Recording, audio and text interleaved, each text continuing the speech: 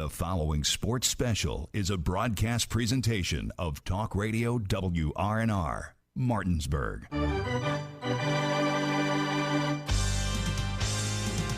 It's time for the fun of a summertime tradition with Little League All-Star Baseball. Play ball! Today's Little League All-Star action is being brought to you by Trips Floor Sanding and Berkeley Fashion Flooring, Bechtel Jewelers, Miller's Chrysler Dodge Jeep Ram, the Berkeley County Health Department, Procter & Gamble, Mirius Group and Ameriprise Financial Advisors John Everson and Phil McCoy, and Parsons Ford.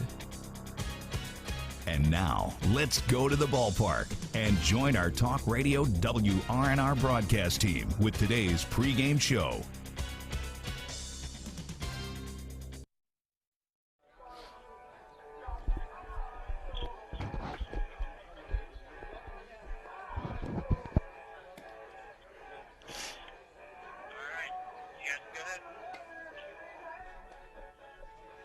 And a very pleasant good evening, everyone, and we welcome you into the Moorfield Little League Complex as we get ready for tonight's 10 to 12-year-old District 6 championship game. It's Little League All-Star Baseball on Talk Radio, WRNR and TV 10, along with Matt Crawford. I'm Matt Miller. Caleb Valero is our engineer back at the studio, and we are at a different venue for the title game after rain earlier and, well, still kind of going on right now in Petersburg.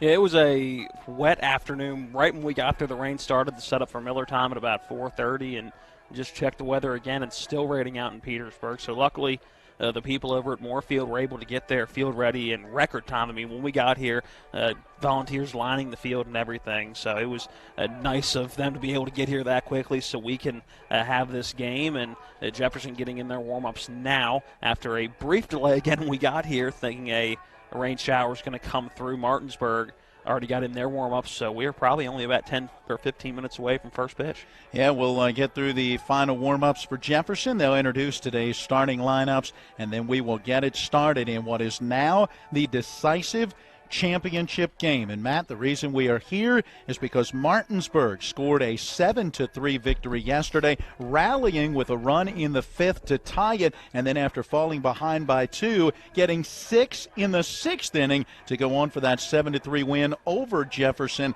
and that forced today's title tilt. Yeah, and it was a case where Jefferson's pitchers just could not find the strike zone. There was 4 walks in that inning, a hit batter, and you look at the 2 games these 2 teams have played. This will be the third matchup between these 2 teams already this postseason. But you look at both of those games, and it's been a case of one half of an inning for each one of these teams. It was Jefferson the first time these 2 teams met, having a 5-run inning. That was the deciding factor. And in yesterday's game, it was Martinsburg having a 6-run inning, and that gave them the lift they needed to get that win. So look for today for there to be 1 inning to figure out who's going to decide this ball game. And going in, obviously we don't know which team is going to come up with that big inning. Whoever does could be the District 6 champion and punch their ticket to the state tournament. It will be July 20th through the 26th at South Charleston. Well, let's take a 1-minute break. When we come back, we'll tell you a little about how each of these teams have reached this point of the postseason, and we'll take a look at today's starting lineups. It's Little League All-Star Baseball on Talk Radio, WRNR, and TV 10. Hi, this is Eric from Hagerstown Ford. I keep telling you that Hagerstown Ford has completely changed the car buying experience forever. And with a return policy easier than Walmart, Hagerstown Ford has a goal to deliver 350 cars and trucks per month. And when I say deliver, I mean deliver to you, where you are, just like Amazon does.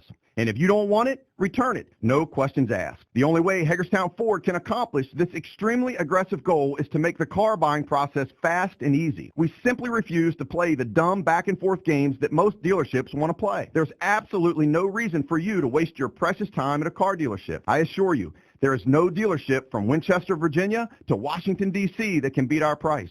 There's no dealership that will allow you to return your new car if you don't want it. Hagerstown Ford absolutely has the best price, and we'll bring the car to you. And if you don't want it, return it, period. No questions asked. There's no reason to buy anywhere else. Visit HagerstownFord.com to schedule your VIP experience and get your new ride delivered to you. Contact dealer for details. We welcome you back into the Moorfield Little League Complex as we have changed venues for the championship of this District 6 10 to 12-year-old Little League All-Star Tournament. It will be Martinsburg as the visiting team. Jefferson will be the home team. Matt, Martinsburg comes in 6 wins and 1 loss. They opened the postseason with a 15-1 victory over Morgan County, followed it up with a 4-3 win against Hedgesville. Then in the Area 1 championship game, suffered their only loss, 5-2 against Jefferson. They came back in that losers bracket and got another win against Hedgesville, 8-5. That sent Martinsburg on into this District 6 tournament where they defeated Hampshire on Saturday, 10-5 after getting rained out on Sunday. It was a 10-0 win over Bi-State on Monday, and then yesterday the 7-3 victory against Jefferson, avenging that earlier loss. This Martinsburg team winners of 4 in a row, and they have been putting up the runs. They have, and that's the difference between these two teams, really. We talked about it yesterday. This is a Martinsburg team that's going to score a lot of runs, and they're going to win the shootouts. That's just the type of team they've been this entire tournament. And when you look at this Jefferson team, it's pretty much a clone of what the high school team looked like this year, the Jefferson Cougar varsity baseball team. It's a team that fields the ball very well. The pitching staff is very good and for the most part can find the strike zone. And they're not going to score a lot of runs. They're going to win those 3-2 ball games, those 3-1 ball games, those 4-3 ball games. It's just they're better in those low-scoring tight games where this Martinsburg team likes to get out, spray the ball all over the ballpark, and get to that 5, 6, 7, 10 run total in a game. Yeah, Martinsburg has outscored their opponents in this postseason 56-22. 3 times they have scored in double figures, and 5 times they have scored 7 or more runs. Meanwhile, for Jefferson, 3-1 on the postseason as they scored wins in the area tournament, 13-0 over South Berkeley, and then the winners bracket championship victory 5-2 against Martinsburg. They opened this District 6 tournament on Saturday, knocking off Bi-State 11-4, and then after a couple of days off, one due to rain, one due to the losers bracket game, well, Jefferson came back out yesterday and had that early lead against Martinsburg, even took the lead late,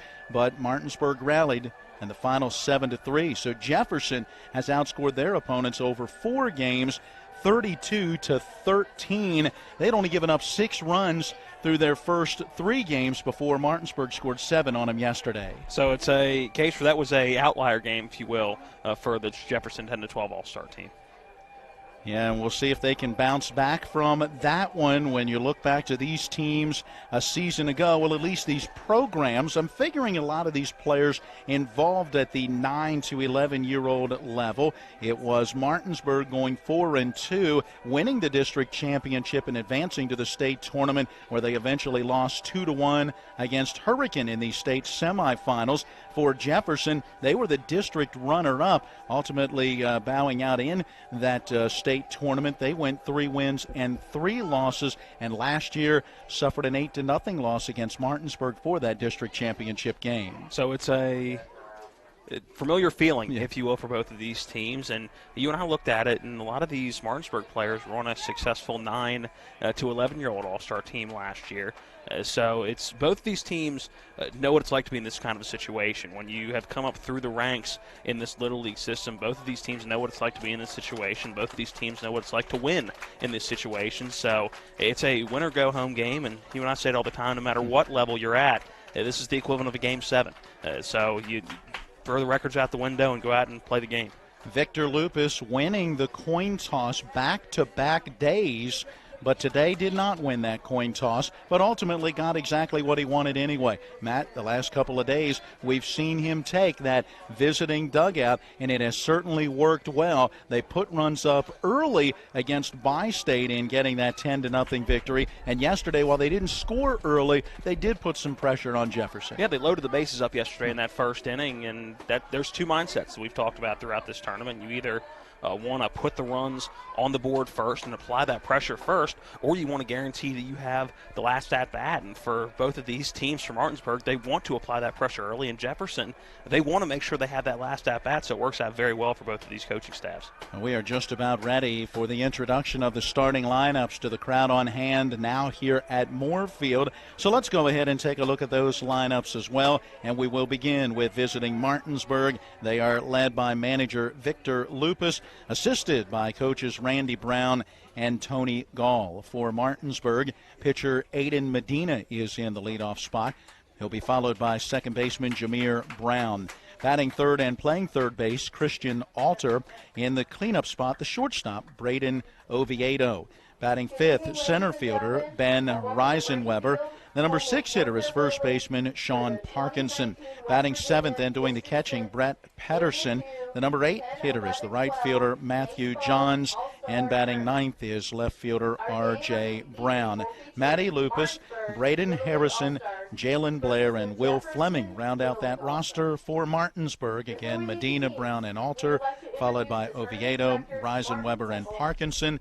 Pedersen, Johns, and Brown round out that Martinsburg batting order. Let's turn now to the homestanding Jefferson County All-Stars. They are managed by Chris Kinsler and assisted by coaches Sam Roberts and Robbie Scheib.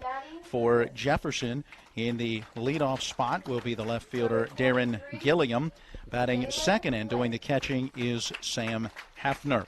In the number 3 spot, shortstop Ryan Kelly. The cleanup hitter, starting pitcher Connor Smith. Batting fifth at third base, Cole Smith. The number 6 hitter is center fielder Brady Roberts. Batting seventh, playing second base, Jackson Earl. The number 8 hitter in right field is Xander Granados.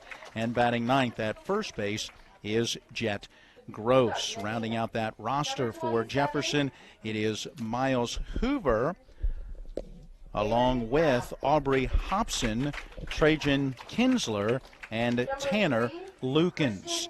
Again, the starting 9, Gilliam, Hefner, and Kelly, followed by Connor Smith and Cole Smith and Roberts, Earl, Granados, and Gross for Jefferson. Jefferson in the dugout off the first base side. They will be the home team in the white pants with the maroon jersey tops, white lettering and trim. Jefferson across the front of those jersey tops. Martinsburg, the visitor, in the dugout off the third base side in the white baseball pants and jersey tops with the orange M outlined in black on the left chest on the front of the jersey. The black baseball cap with the orange bill, that orange M outlined in white. The Jefferson ball cap white with that maroon bill, and then the maroon JC. Looks like a little bit of a gold trim around that JC as well. These teams tend to follow the high school team colors for their all-star colors. And they've done just that, especially when you look at those Martinsburg uniforms. They look like little clones of what the high school kids are going to look like over the next couple of years coming up. They look like little clones of about the 1980 Baltimore Orioles, if you put Orioles. Especially the kids that are wearing the stirrups and the high socks. Absolutely. I'm thinking the exact same thing. So, the umpiring crew for today's game will have Andy Miller behind the plate calling balls and strikes. Jeremy Simmons will be at first base. Jason Barb is at second. And Eric Kreitz is the third base umpire. Again, the winner of this one will be the District 6 champion and will advance to the West Virginia State Tournament. It's in South Charleston beginning on Saturday, July 20th, and the game will be at 2:30 in the afternoon, and we already know the opponent. It will be Charleston Central. Already know all but 3 of the districts, correct? That is correct. Including this one. Well, we'll know this one. Yes. This is one of the 3 that they're still waiting to pencil in the rest of the tournament field, and we will have an answer to that question here tonight as Jefferson and Martinsburg do battle for this District 6 title.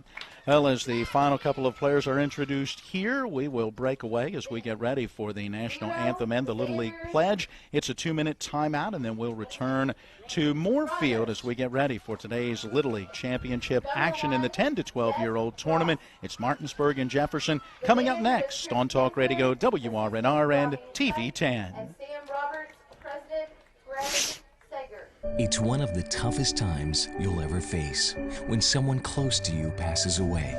It's a swirl of papers to sign and arrangements to be made, all while you're dealing with grief. At Brown Funeral Home, we encourage you to pre-plan. Pre-planning not only makes things easier for you, it protects you from rising costs. At Brown Funeral Home, our families are precious to us, and so are yours.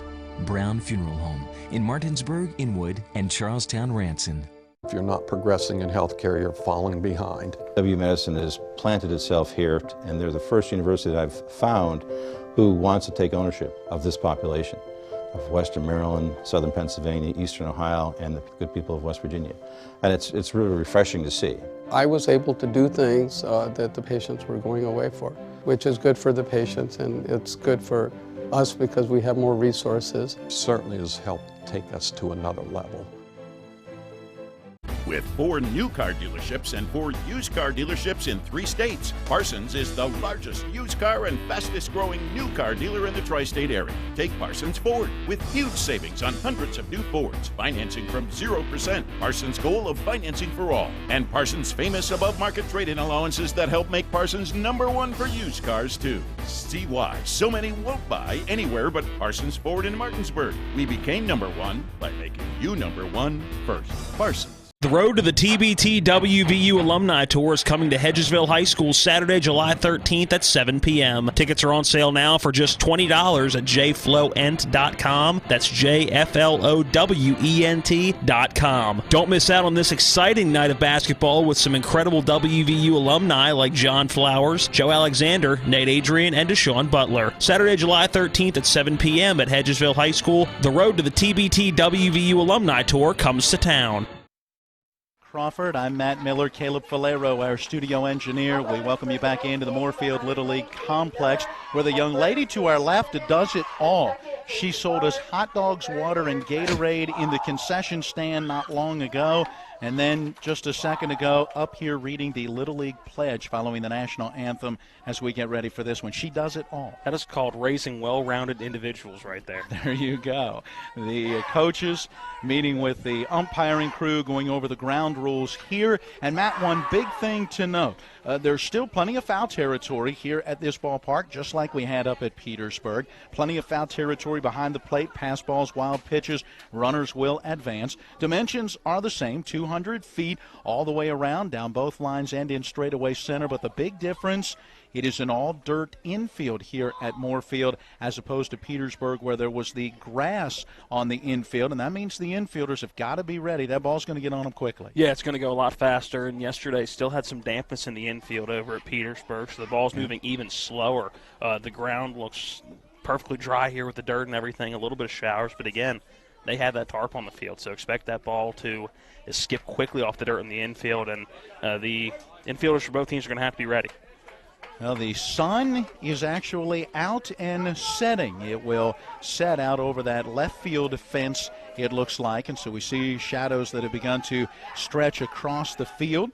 Good to see a little sunshine after the rain. We saw the clouds as we were coming up Corridor H, making our way to Petersburg in time for Miller time at 5 o'clock this evening. And as we pulled into the parking lot, the light rain began. And once we got up into the press box and set up, well, the much heavier rains prevailed. We wondered what might happen as the rains came down there, but not too far away here in Moorfield, not quite those heavy rains. They were able to get the field together and gracious to be able to host this game as Martinsburg and Jefferson will play for the District 6 championship. Well, towing that pitching rubber, going through his warm-ups, Connor Smith. And, Matt, as I look back through my area records, Cole Smith was on the mound along with Ryan Kelly and Brady Roberts. And as we look back through the 2 games for Jefferson so far here, we haven't seen Connor Smith on the hill, so called upon in a very important situation. Yeah, seen him play first base the last couple of times we've been able to see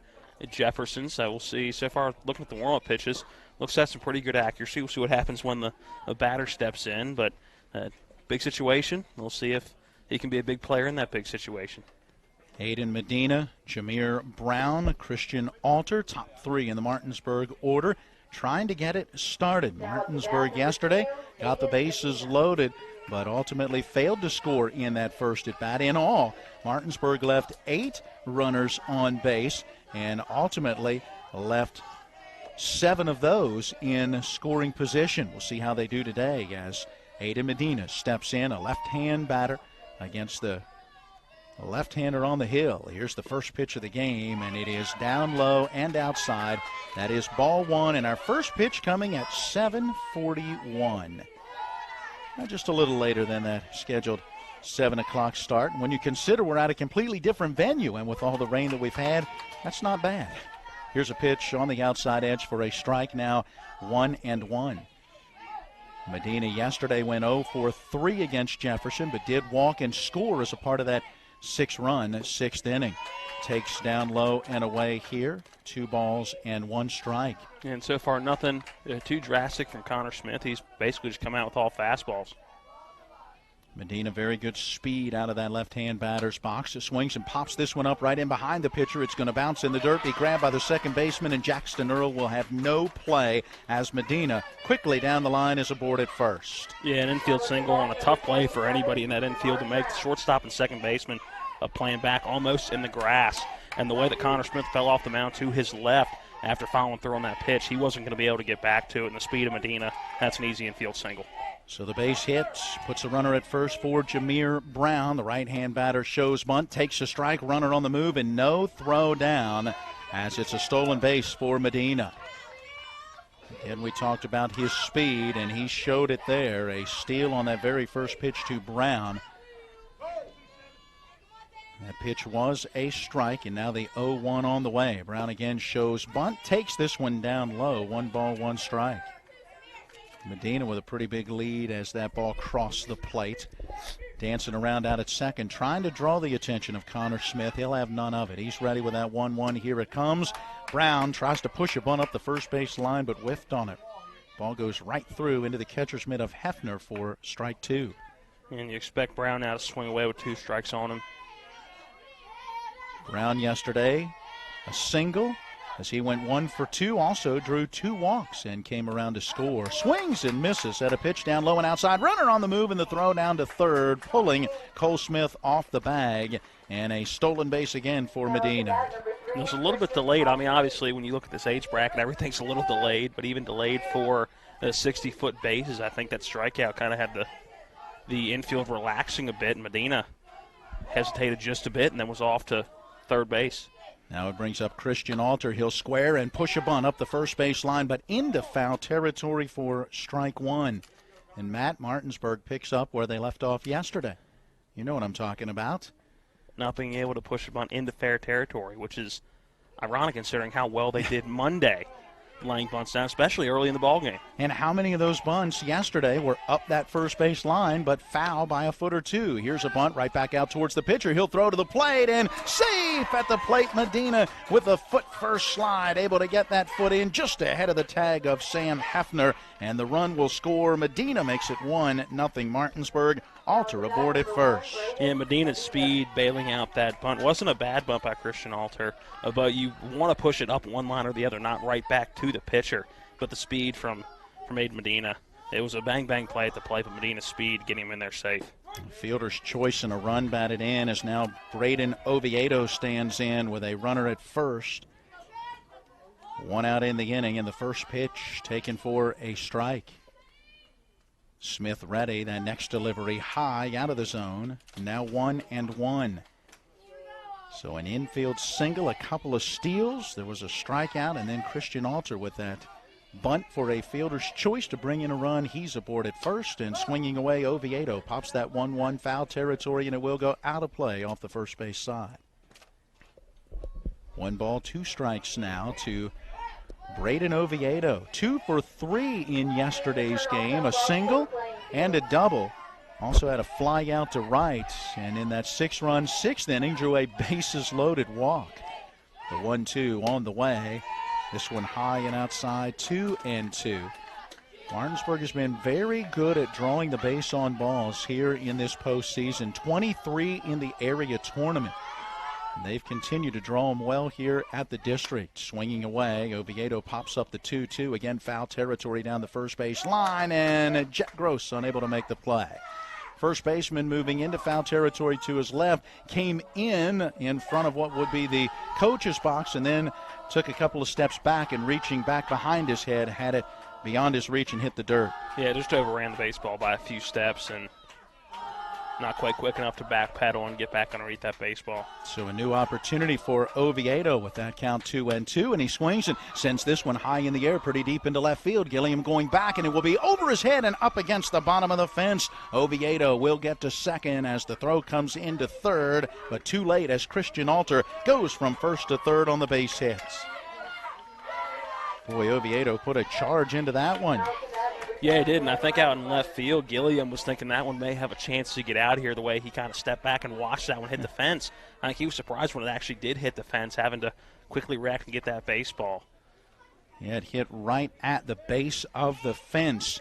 It will be a double, putting runners at second and third. So a 1-0 lead for Martinsburg, and this is exactly, pardon me, why Victor Lupus wanted that opportunity to be the visiting team, to try to get out in front early in this one. Ben Reisenweber, the batter, number 5 hitter, shows bunt and takes a fastball that misses high for ball 1. Reisenweber yesterday went 0 for 1, but he did walk and also reached on an error. The right-hand batter again shows bunt and bunts it foul in behind the plate. 1 ball, 1 strike. Slid that hand up there very early and then just kind of jammed or poked that bat out towards the ball and fouled it off. Yeah, it's one more catch the ball with the bat. That's the old adage the coaches usually use. When you jab at it, you usually end up missing it trying to aim. 1-1 pitch sails high, now at 2 balls and 1 strike. First base is open, not that you necessarily want to load the bases. Sean Parkinson due next for Martinsburg. Reisenweber in the number 5 spot in the order. Takes this pitch on the outside, corner for strike 2. Again, he had showed bunt, but pulled back to take that pitch. Now the 2 ball, 2 strike pitch. Oviedo doubled on a 2-2 pitch in the last at bat. He's at second with Alter at third. And here's that 2-2, and it's a ground ball in the hole, knocked down by the third baseman, picked up by the shortstop. Throw to first is not in time. Reisenweber with an RBI infield base hit that will score. Christian Alter from third. Oviedo will have to stay at second base as he had that play in front of him. Reaching at first, Reisenweber has the RBI hits. And now the second infield single of this inning, and that one a ball deep in the hole at shortstop. Ryan Kelly, a good throw just to get it over to first, but too deep in the hole for 60-foot bags. Sean Parkinson takes high for ball 1. Great effort by Cole Smith as well, the third baseman, knocking that one down. I think allowing Kelly to get it. I'm not sure Kelly would have gotten that if Smith did not get a glove on it. That was perfectly positioned between the 2 right side infielders. Parkinson taking on the 1-0, and it's 2-0. And what did we say throughout the game yesterday? That Martinsburg was feeling a little snake bitten because they couldn't get anything going at the plate for the majority of the game, because Jefferson doing everything they could as that one misses high and inside ball 3. And right now, Martinsburg's getting on any way they seem fit at the moment. And maybe Jefferson feeling a little snake bit. A couple of infield base hits so far in this one. Parkinson taking all the way on the 3-0. It's in there for a strike. Now 3-1. Runners at first and second, just 1 out. 2 runs have already crossed as Martinsburg has the early lead. Here's the pitch, a bouncing ball past the third baseman. That one's out into left field. Gilliam has it. He will make the throw all the way through to the plate. We'll have a play there. Oh, Oviedo is tagged out by Sam Hefner. I don't know if Oviedo ran through a sign or not, but Hefner catching that one from Gilliam, with Oviedo still only about halfway down the line. He tried to stop and go back, but easily was tagged out for the second out of the inning. Yeah, and you see Coach Lupus tapping his chest that was on him, so thinking he was sent. And that was just a very good throw from the outfield by left fielder Gilliam. So a single for Parkinson. He'll go to second on the throw to the plate. Meanwhile, Reisenweber goes from first to third, so still 2 in scoring position for Brett Pedersen. The number 7 hitter takes strike 1. Boy, give Gilliam credit. Good, strong throw, an accurate throw to the plate. All the way through from left field. The out recorded 7-2. 2 outs in the inning as the pitch misses high to Pedersen. Runs the count, 1 ball, 1 strike.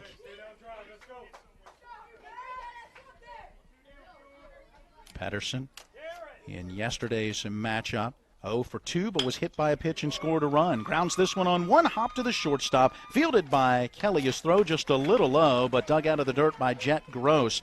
And Pedersen is retired. The ground out will go 6-3. The side is retired. But Martinsburg, with 4 hits and a key fielder's choice bunt in this first inning, put 2 on the board. We are through a half an inning. It's Martinsburg 2 and Jefferson coming to bat. Welcome to La Bella Vita, named for my Grandma Vita. Our mountaintop getaway honors her legacy while complementing the home's spectacular views. This recently renovated property boasts a breathtaking landscape of Deep Creek Lake while providing great open interior spaces for a sensational vacation. You'll immediately notice the great room allows for entertaining, dining, and relaxing after long days on the lake or skiing on the slopes of Wisp. Your family and friends will enjoy relaxing in all the open spaces.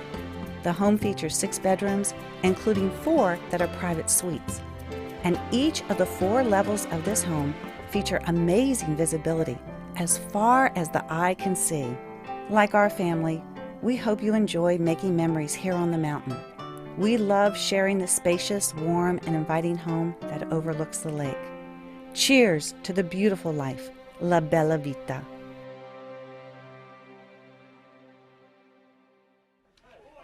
2-0 Martinsburg as they strike first in the top of the first inning. And now Jefferson will try to answer with Darren Gilliam, Sam Hefner, Ryan Kelly. Top 3 in the order to face Aiden Medina. We saw Medina come in and close out yesterday's 7-3 victory. In his 1 inning through 10 pitches, 7 for strikes. He struck out 2, did not walk 1, but did hit a batter. The other out recorded on a ground out to the second baseman. Medina also worked against Jefferson back in that Area 1 championship game. In that 5-2 loss, he went an inning and a third, did not allow a run or a hit, 4 strikeouts and no walks. So he's been very effective against Jefferson the 2 times that he has seen them in this postseason. And a couple of warm-up pitches by Medina kind of went with a sidearm motion, so look for him to change that arm angle up a little bit. Darren Gilliam has really hit the ball well, especially here in this district tournament. And we have seen him move all the way now to this number 1 spot in the order. Yeah, quickly moving up that ladder, and well-deserved. Yeah, the way he's been swinging it, absolutely. The right-hand batter near the back of the box, facing the right-hander on the hill, and Medina delivers the first pitch just off the outside corner for ball 1. Gilliam yesterday was in that number 7 spot in the order. Went 1 for 3 with an infield base hit, 1 of 6 Jefferson hits in that game. He chases this one down low and away, a swing and a miss, and the count is even. Medina got that long flowing hair out of the back of the hat. A little Jeff Samardzija look for him. Works pretty much from the center of that pitching rubber. Puts this one in on the hands of Gilliam. He fights it off, fouling it to the backstop. Now at 1-2. Nary a breeze blowing. The flag in straightaway center blowing out a little bit towards right center. I tell you, it's not getting in the press box at all. Here comes the pitch, and it's a bouncer over the head of the pitcher. The shortstop has it. Oviedo, throw to first, not in time. Gilliam with good speed out of that right-hand box. Legs it out, and guess what? An infield hit. It's a deja vu all over again. It just could be. Both leadoff batters. Medina had it to lead off the top of the first for Martinsburg, and you see Gilliam do the exact same thing. Very similar location, too. Yeah, Medina had to come off the third base side slope of that pitching mound and leap into the air. When he couldn't get it, Oviedo, all he could do was wait on it. And by the time he gets that throw over, Gilliam easily beat it out. Now Sam Hefner shows bunt as he takes the pitch and misses high for ball 1. Martinsburg with the wheel play on as the third baseman was coming down. Shortstop moving over again. Hefner shows bunt, bunts it right out in front of the plate. It's fielded by Pedersen. His throw to first is in time, and Hefner does his job. The sacrifice bunt, advancing Gilliam to second. Did the job, only went about, what would you say, about 6 inches in front of the plate. Didn't go far. Surprised it was even still ruled a fair ball. The out recorded 2-3. Gilliam now at second with one away for Ryan Kelly. Here comes the pitch, big swing and a miss. for strike one. Well, thanks to Mark Mason sending a text that in the end of the fifth in Barbersville, Jefferson's 8 to 10-year-olds have an 11-5 lead over Hurricane. Here is a pitch to the plates. The count to Kelly now, 0-2.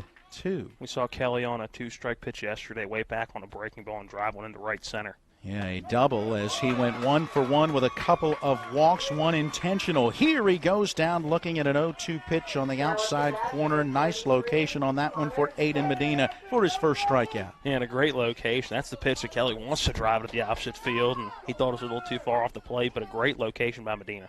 2 outs with that runner at second for Connor Smith, and the left-hand batter looks at strike one. Now Medina throwing strikes, has missed the strike zone only twice. 1 ball to Gilliam, 1 ball to Hefner. 0-1 delivery, and this one is outside. 1 ball and 1 strike. Connor Smith yesterday a couple of base hits. He went 2 for 3. Had a fly out to right sandwiched in between, and he drove in 2 runs. He takes a pitch down and in the dirt. It bounces away from Patterson. A wild pitch going to advance Gilliam to third base. Medina trying to keep it low, but that went in on the dirt, and Patterson could not keep it in front of him. 2 balls and a strike. Smith was responsible for all 3 runs really scoring yesterday. Swing and a miss at a pitch inside.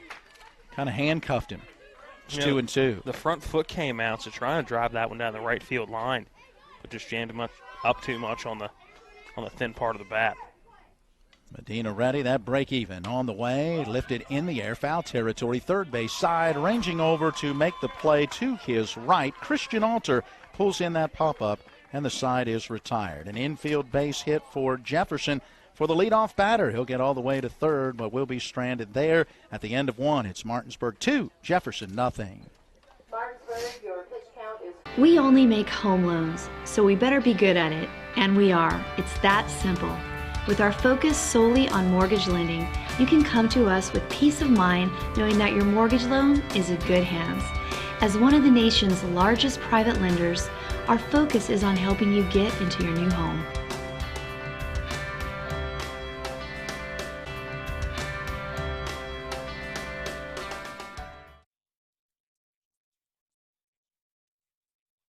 At Anthony's Pizza Inwood location, nobody does it better. We make our own dough and we bake it fresh twice daily. That's freshly baked twice a day to make sure your pizza always tastes great. Take advantage of our Anthony's Pizza special offer. Get 2 large one-topping pizzas, just $17.99. And when you buy 3 12-inch subs, the 4th one's on us. For the best in freshly made pizzas, subs, calzones, stromboli, lasagna, and more, it's got to be Anthony's Pizza, 372 Middleway Pike in Inwood. Call 229-7373 for delivery, anthonysmenu.com. The lead for Martinsburg as they'll bat top half of inning number 2. They sent 7 batters to the plate in that first inning, scored their 2 runs on 4 hits.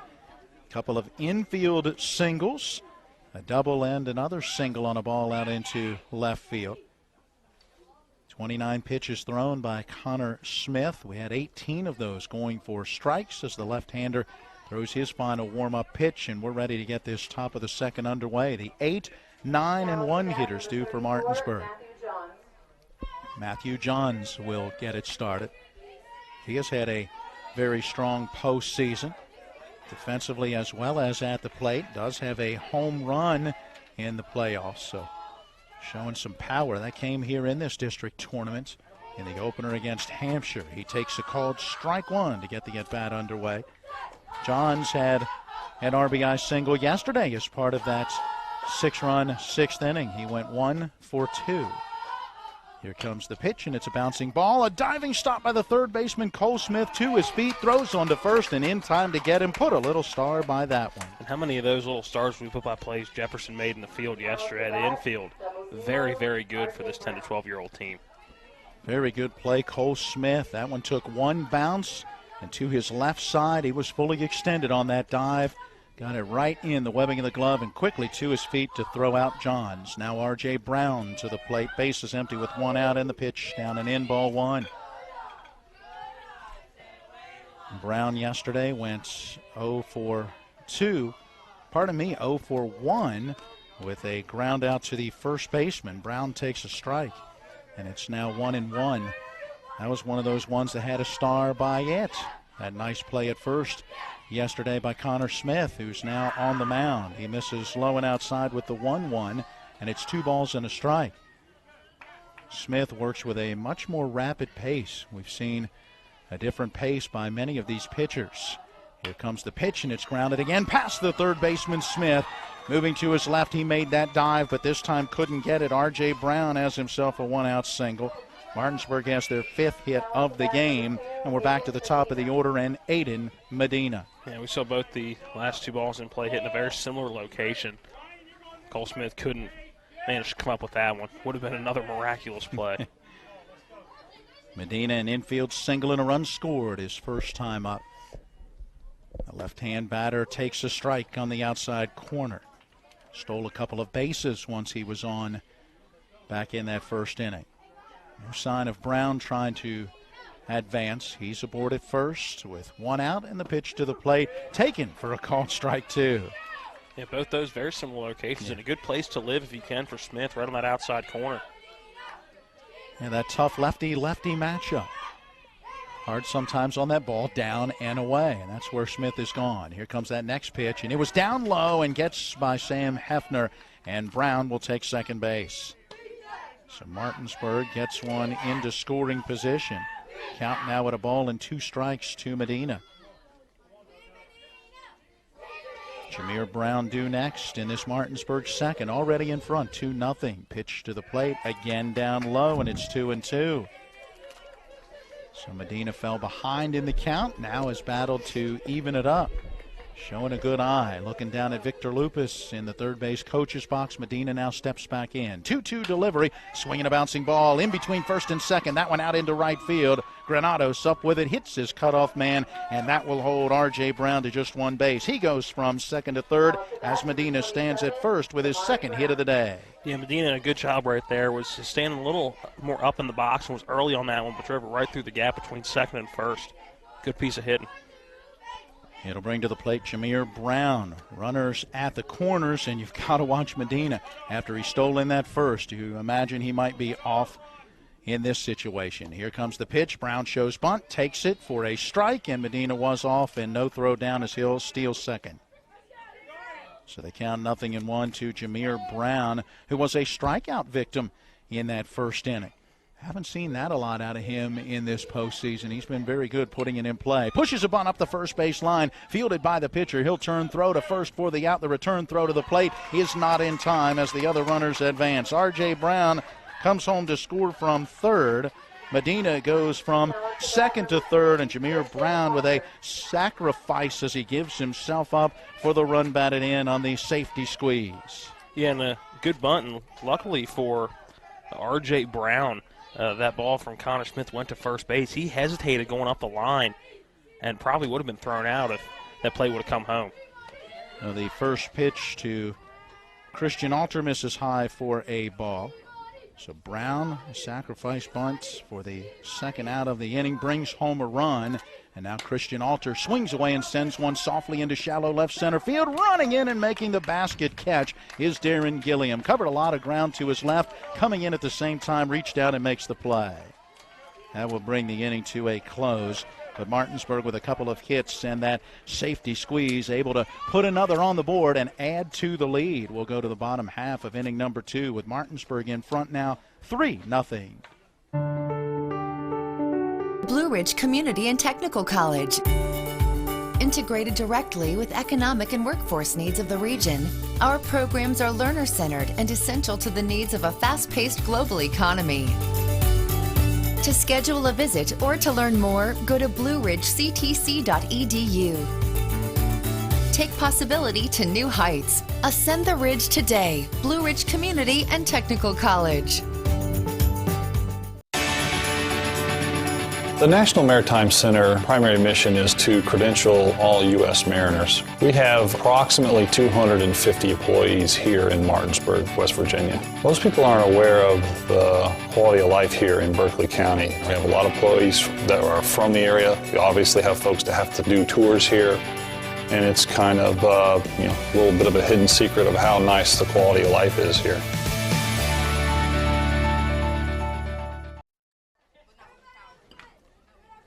Now Martinsburg putting 2 on the board in the first inning, adds a run in their second at bat. They lead 3-0 as Jefferson bats in the bottom of the second. 5, 6, and 7 hitters. Cole Smith, Brady Roberts, and Jackson Earl to face Aiden Medina.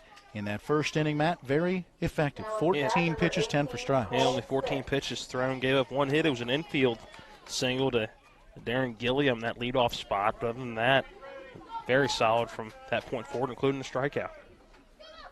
So Cole Smith will try to get something going offensively for this Jefferson team. You look at their scoring outputs, 13 in a matchup against South Berkeley and 11 against Bi-State. First pitch to Cole Smith in there for a strike. In their 2 matchups against Martinsburg, a 5-run inning led to a 5-2 victory in the area tournament, but only 3 runs yesterday as they lost 7-3. Medina comes a little sidearm on that one and misses down and in. 1 ball, 1 strike.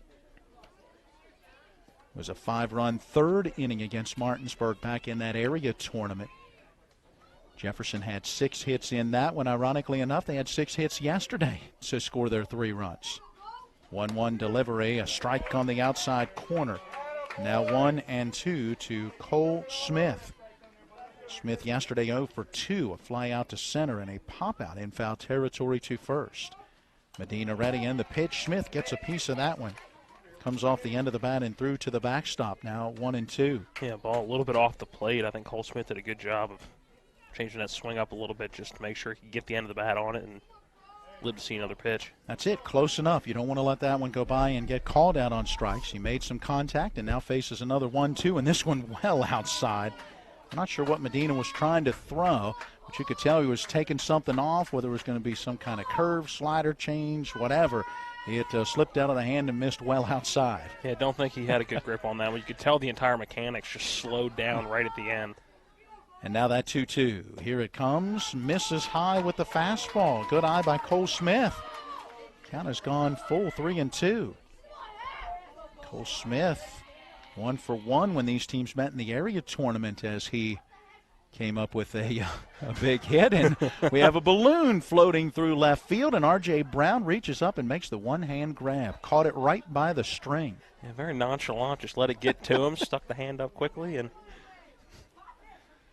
so we had time taken briefly to make sure he caught that balloon and they get it out of the field of play. Not a lot of helium in that one because it was just kind of floating across the field but not rising in any way. Here we go with a payoff pitch, and Smith will bounce it foul down that first base line. Good at bat. This next pitch will be the 8th. Yeah, Medina didn't throw more than 5 in that first inning. That was to Connor Smith in the last at bat.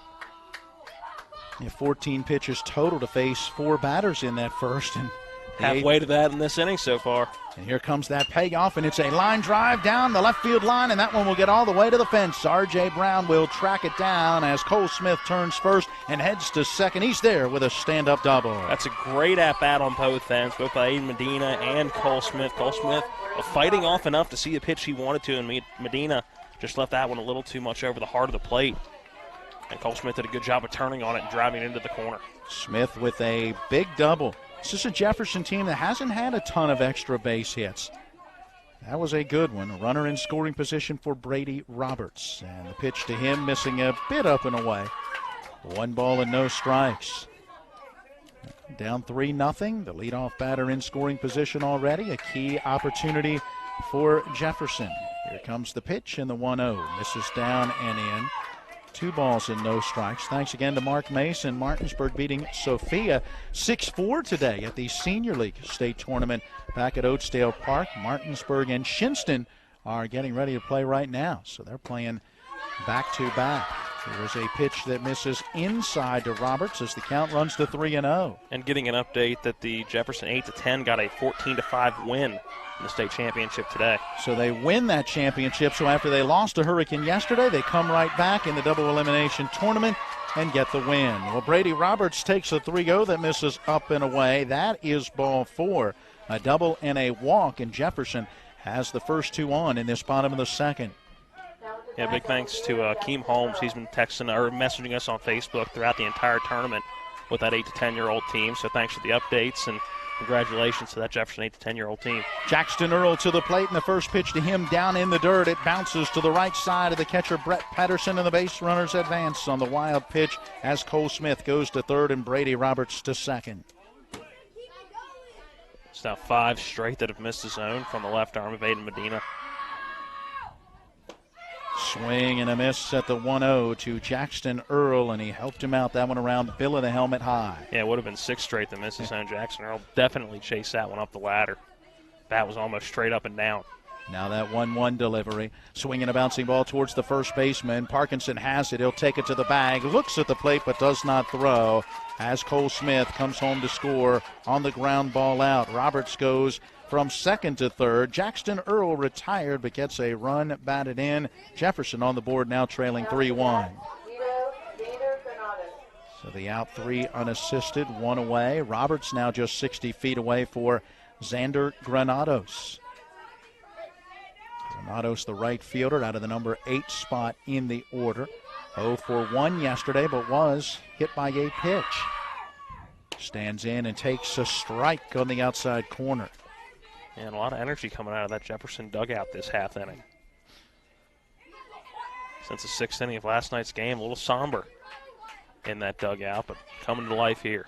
0-1 delivery. Granados pushes a bunt up the first base line. Medina will have just one play, and his feet slide out from underneath of him as he bent down to pick it up near the line. He won't even be able to pick that baseball up as Granados reaches first. He'll get an RBI on the bunt base hit. It scores Roberts from third, and Jefferson back to within a run, trailing 3-2. Yeah, unfortunate, because I think Medina can definitely make a play at first on that baseball. Just tried to come to a stop too quick, was moving quickly over to the line. Feet came right out from under him. So Jet Gross will bat with a runner at first. 2 runs already in the inning, and Gross takes a pitch that misses high for ball 1. Have a time on the field now as Martinsburg head coach Victor Lupus going to go out and have a conversation with his hurler. And try to settle it down as things have come a little unraveled in this second inning for Medina. 14 pitches in the first, 10 for strikes, gave up just an infield single, retired the next 3 batters. But here in this second inning, Cole Smith got it started with a double. Brady Roberts walked on 4 pitches. Jackson Earl, after a wild pitch, advanced the runners, grounded out to first to bring home the first run, and then Xander Granados with the RBI bunt base hit down the first base line brought in the other run. Still just 1 out in the inning with that runner at first, and Jet Gross at the plate.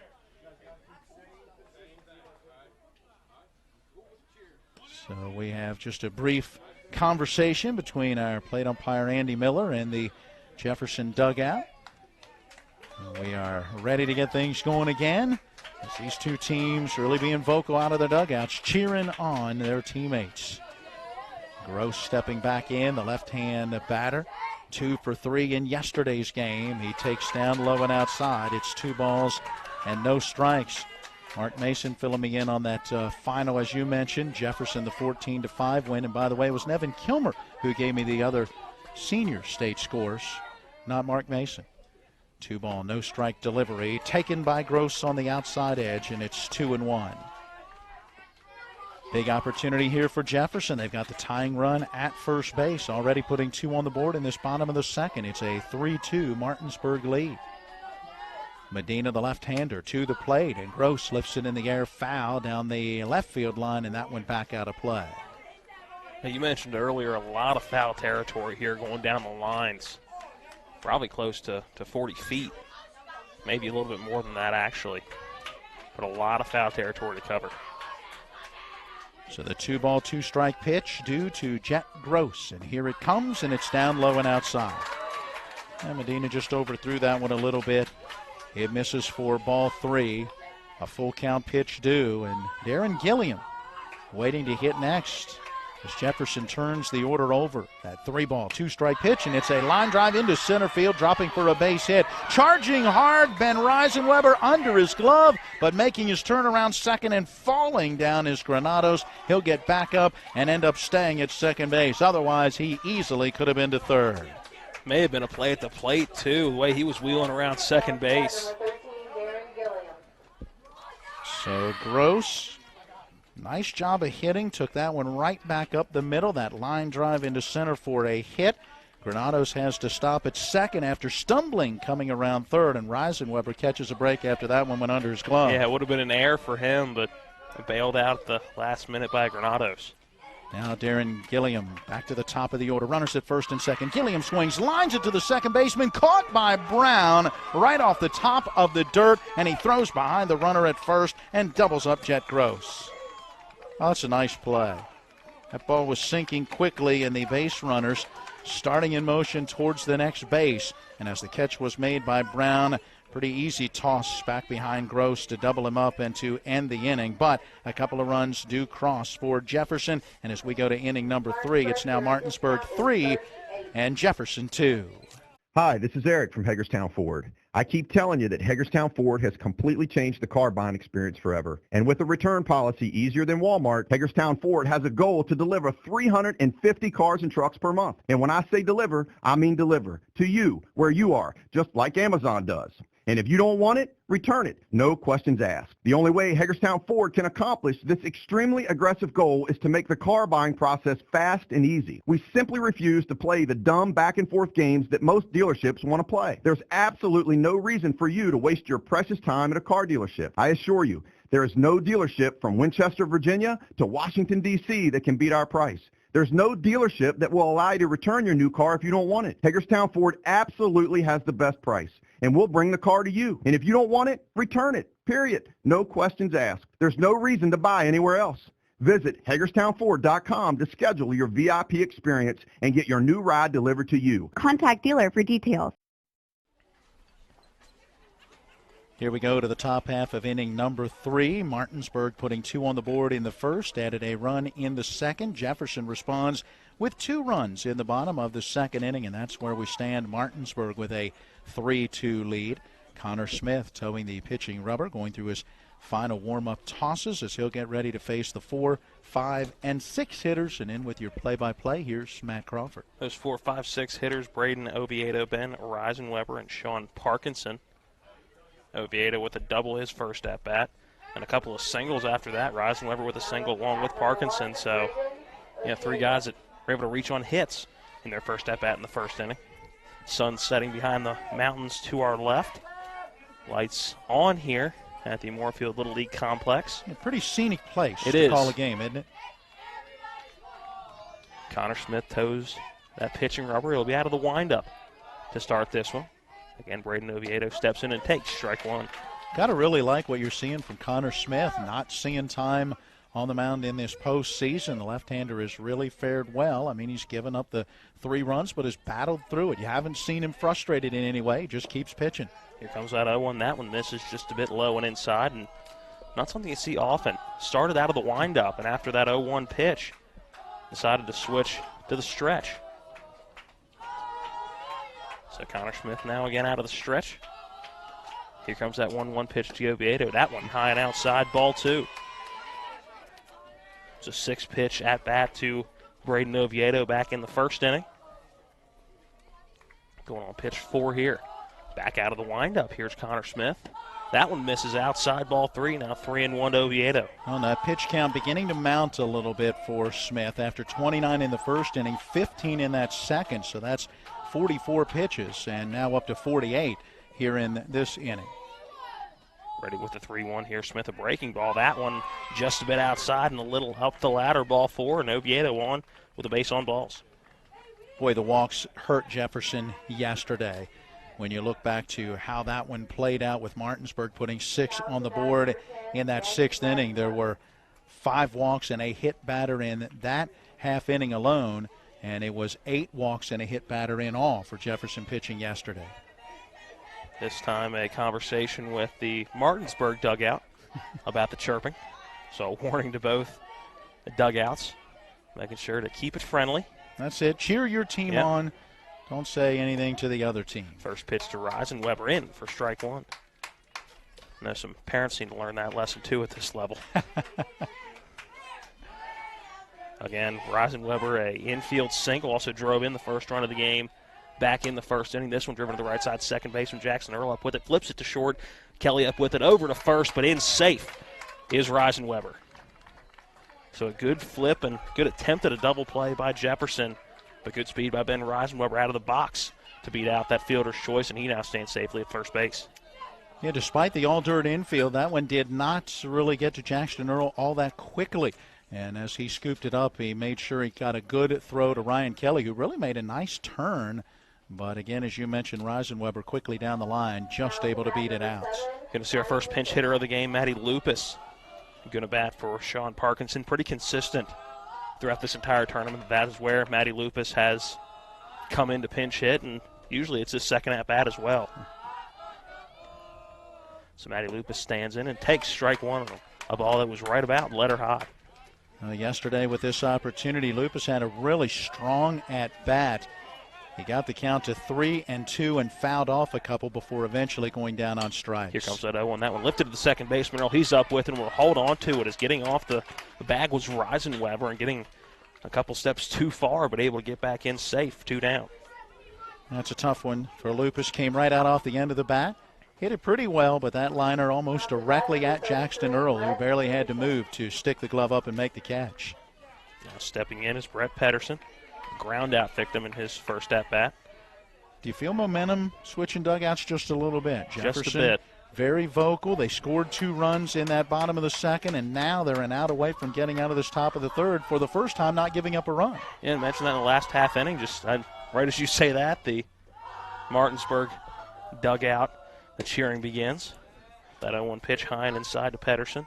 Cano even 1 ball, 1 strike. As Pedersen steps back in, standing at first.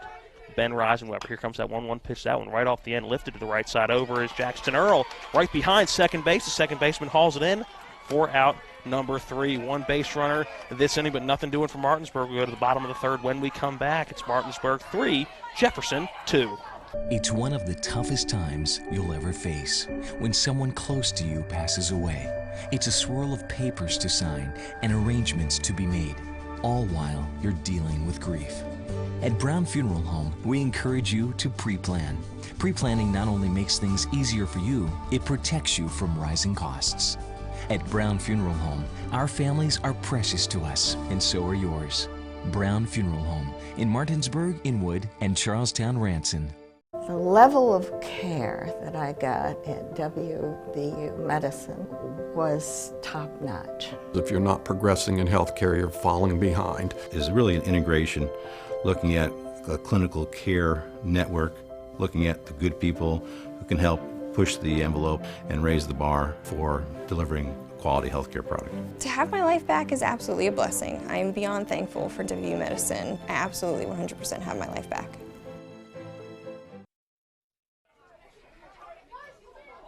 Bottom of inning number 3. Tight ball game here. Martinsburg, the 1-run lead over Jefferson. It was 2 in the top of the first for Martinsburg. They came back with 1 in the top of the second after holding Jefferson scoreless in the bottom of the first. In the bottom of the second, Jefferson put a pair up. And Martinsburg scoreless in the top of the third. And Matt, you mentioned it, possibly a little bit of a momentum swing. Well, I think this is a key at bat right now for both of these teams. Can Aiden Medina settle down after a rocky second inning in which he threw 24 pitches and ends up giving up the 2 runs on 3 hits and 1 walk? Can he settle in, or can Jefferson, with a little momentum, keep it rolling with the 2, 3, and 4 hitters do? So Jefferson has the guys up. They want to produce something offensively. Can Medina and this Martinsburg defense shut them down? It'll start with Sam Hefner, the catcher for Jefferson. On deck, Ryan Kelly. In the hole, Connor Smith. Medina ready with that first pitch. Strike 1 right down the middle. Hefner taken all the way, it looked like, as he steps back in. Medina now working quickly out of the windup. Ready with that 0-1. Here it is. This one fouled off behind home plate and out of play. Strike 2. You see a little bit of urgency now with Aiden Medina, it looks like, working very quickly. And hitting his locations. Hit that a little bit to the outside edge there, and a nice job by Hefner just getting the bat out on it, fouled it off. Here comes that 0-2 pitch. That one, a fastball that misses just off the plate, ball 1. Hefner swinging away this time. He had that sacrifice bunt his first time up. hoping to get Darren Gilliam to second. He went to third on a wild pitch, but Jefferson left him stranded. That 1-2 pitch fouled off down the first baseline, foul out of play, and we'll do it again. Both of these teams have done a pretty nice job making contact. Yeah, strikeout-wise, combined, just 2 in the game. Now going to the bottom of the third inning. Once again, here's that 1-2 pitch. Jammed Hefner. It's going to be just a bit inside. Ball 2. You can tell he wanted to turn on that one. Then I think once he realized how tight into his body the bat was able to hold up. 6th pitch of the at-bat upcoming. Here comes the 2-2 pitch to Hefner. This one fouled off the end of the bat and out of play right over our heads. And we'll do the 2-2 again. Well, again, making Medina work hard, and that's the idea. So important in Little League because of the pitch count rule.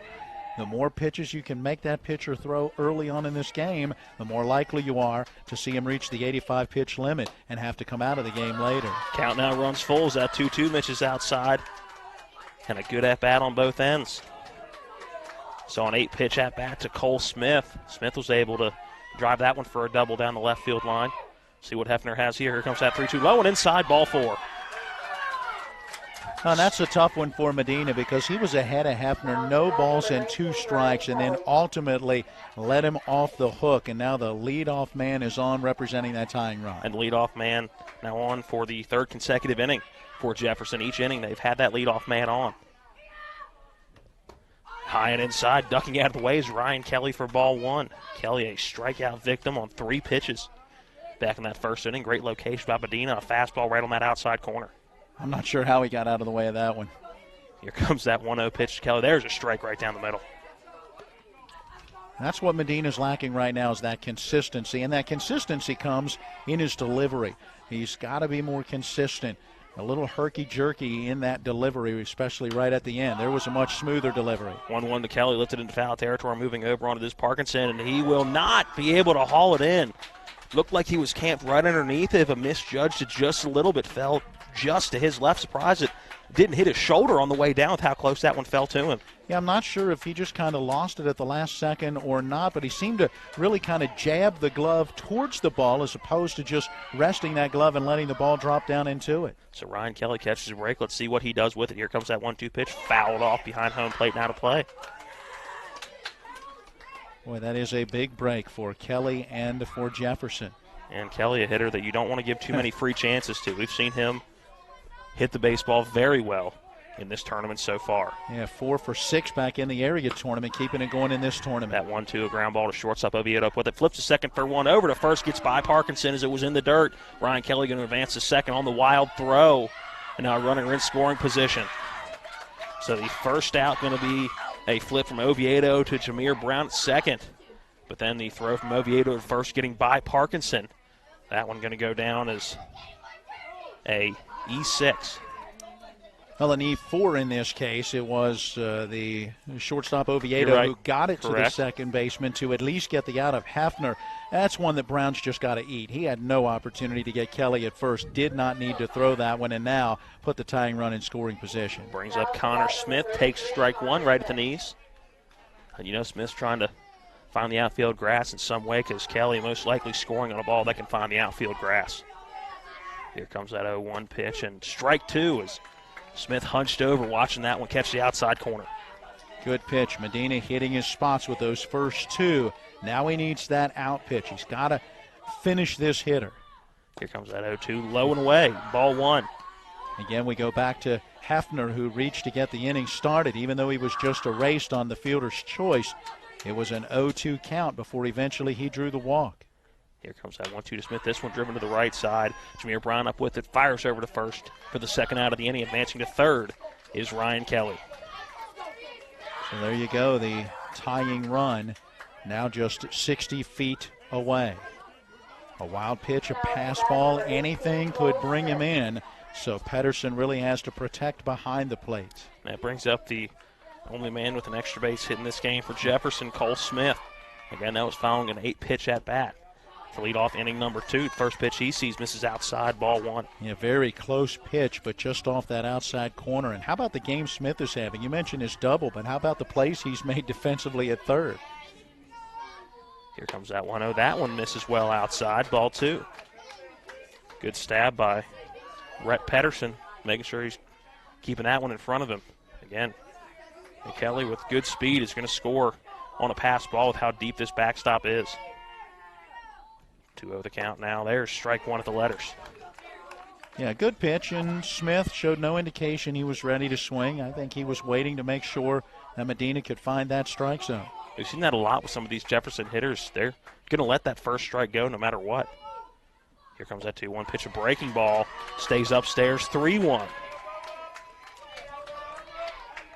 So one pitch away from having runners at the corners for Jefferson. It would be the second walk of the inning and third of the game for Medina. Here comes that 3-1 pitch. This one lifted into left field. Is it going to drop? It will, and that's going to score a run and bounce all the way back to the fence. Rounding first, heading into second is Cole Smith in with his second double of the day, and we have a tie ball game at 3. Yeah, he put a nice charge into that one and positioned it perfectly between the left fielder Brown and the center fielder Reisenweber. Neither one was going to get to that one before it got to the fence. Oh, what a day for Smith. Ryan Kelly coming in to score from third, and with 2 outs, he was off with the crack of the bat. Yeah, he's seen 13 pitches and now has 2 doubles and a run driven in. Now brings up Brady Roberts. Takes that one low and inside, ball 1. And you thought the momentum had shifted a little bit coming into this inning. Jefferson, now I think with their foot on the gas pedal, trying to really come back in this ballgame. They have. Again, we're tied up at 3. The 1-0 outside to Roberts, 2-0. Well, it was a 4-pitch walk the first time he was up, so Medina really having trouble finding the strike zone for whatever reason against Roberts. If Jefferson gets the go-ahead run in here, boy, you talk about a huge momentum swing. I mean, they've worked hard to tie it. If they can take the lead, look out. Good battle back pitch for Medina. Finds a strike zone there. Count now 2-1 to Roberts. Ready with that 2-1. Roberts saw it off at the hands, but it's going to be a tough play. And he's going to beat out the throw. It's a ground ball to the first baseman, Sean Parkinson. And Parkinson having to go a little further than he was expecting. Probably could have been a play Jameer Brown could have made at second. But it'll be an infield single for Brady Roberts. Runners at the corners.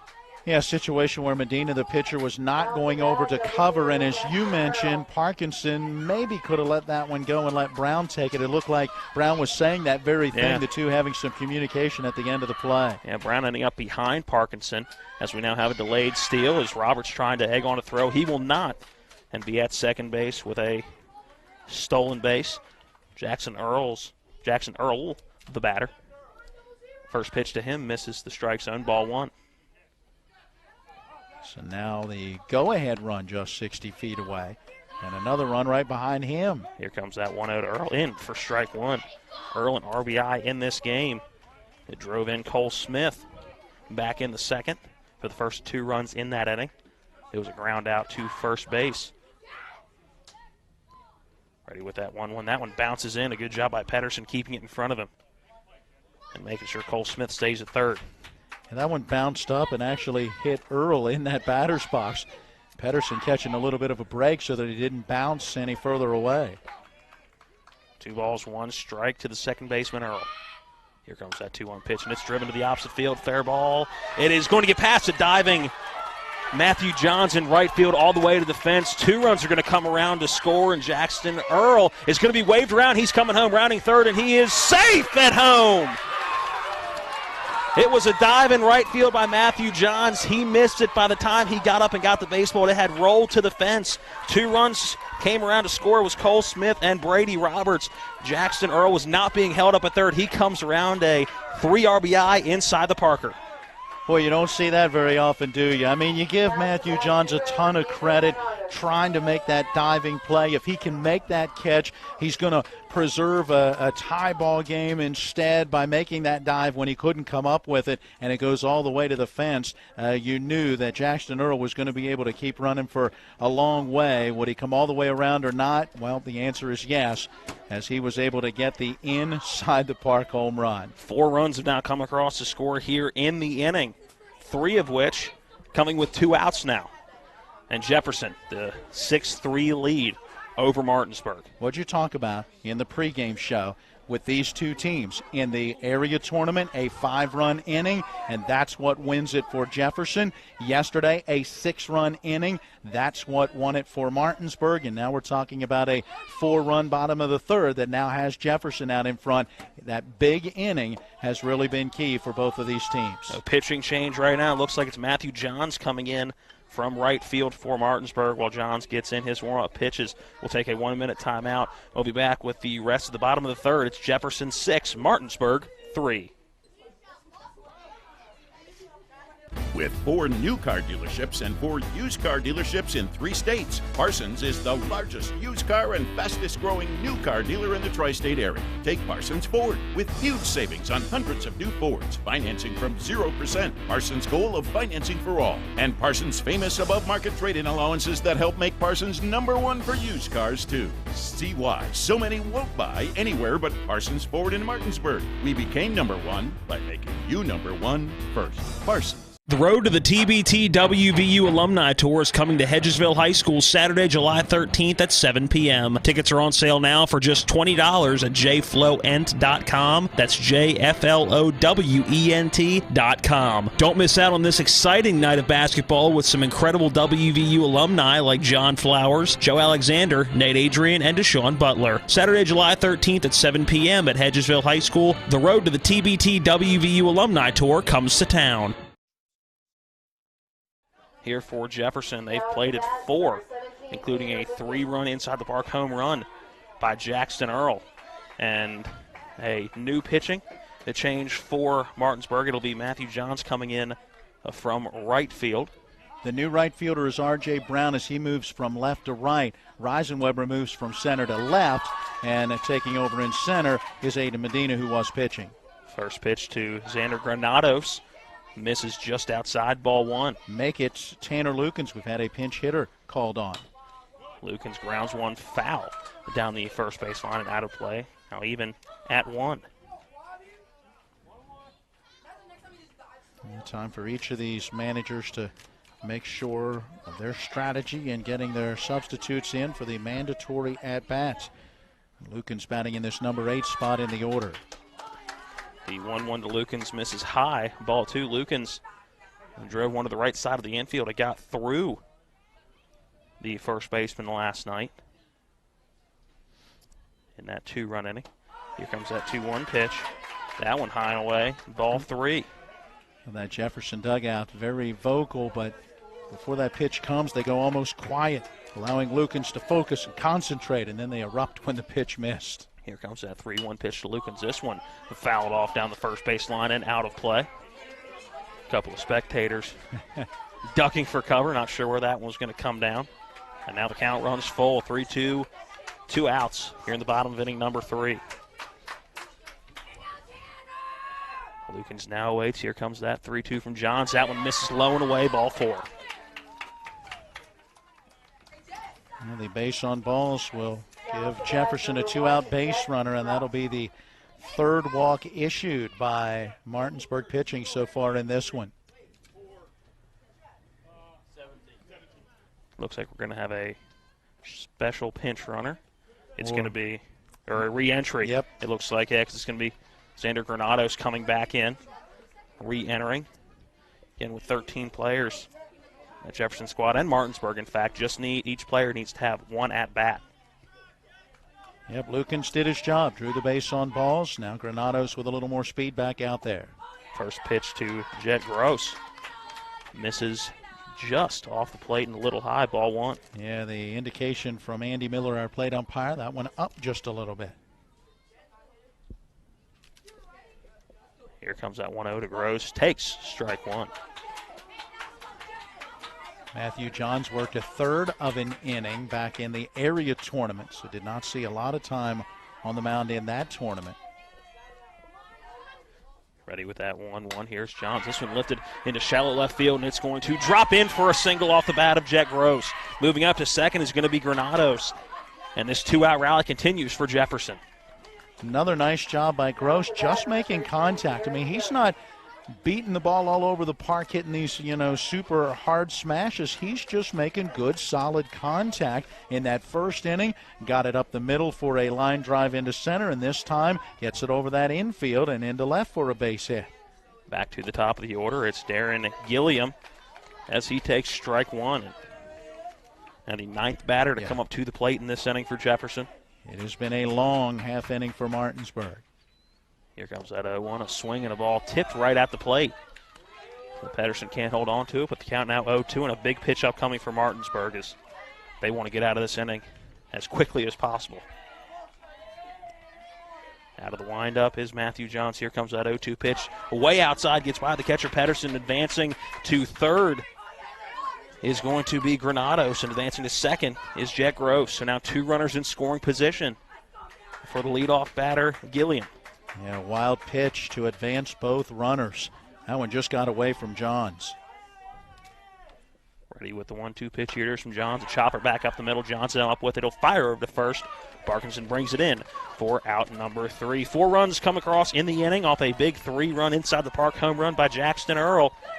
We'll go to the top of the 4th when we come back. It's Jefferson 6, Martinsburg 3. Welcome to La Bella Vita, named for my Grandma Vita. Our mountaintop getaway honors her legacy while complementing the home's spectacular views. This recently renovated property boasts a breathtaking landscape of Deep Creek Lake while providing great open interior spaces for a sensational vacation. You'll immediately notice the great room allows for entertaining, dining, and relaxing after long days on the lake or skiing on the slopes of Wisp. Your family and friends will enjoy relaxing in all the open spaces. The home features 6 bedrooms, including 4 that are private suites. And each of the 4 levels of this home feature amazing visibility as far as the eye can see. Like our family, we hope you enjoy making memories here on the mountain. We love sharing the spacious, warm, and inviting home that overlooks the lake. Cheers to the beautiful life, La Bella Vita. Welcome back into the Moorfield Little League Complex. Matt Miller, Matt Crawford here. Caleb Falero back at the studio. Going to have a couple of pinch hitters in this inning for Martinsburg. We know it's going to be Braden Harrison and Will Fleming. Not certain yet in what order. Looks like Harrison will be batting for Johns in that number 8 spot, and then Fleming is going to bat for Brown in that number 9 spot. 4 runs in the bottom of inning number 3 for Jefferson.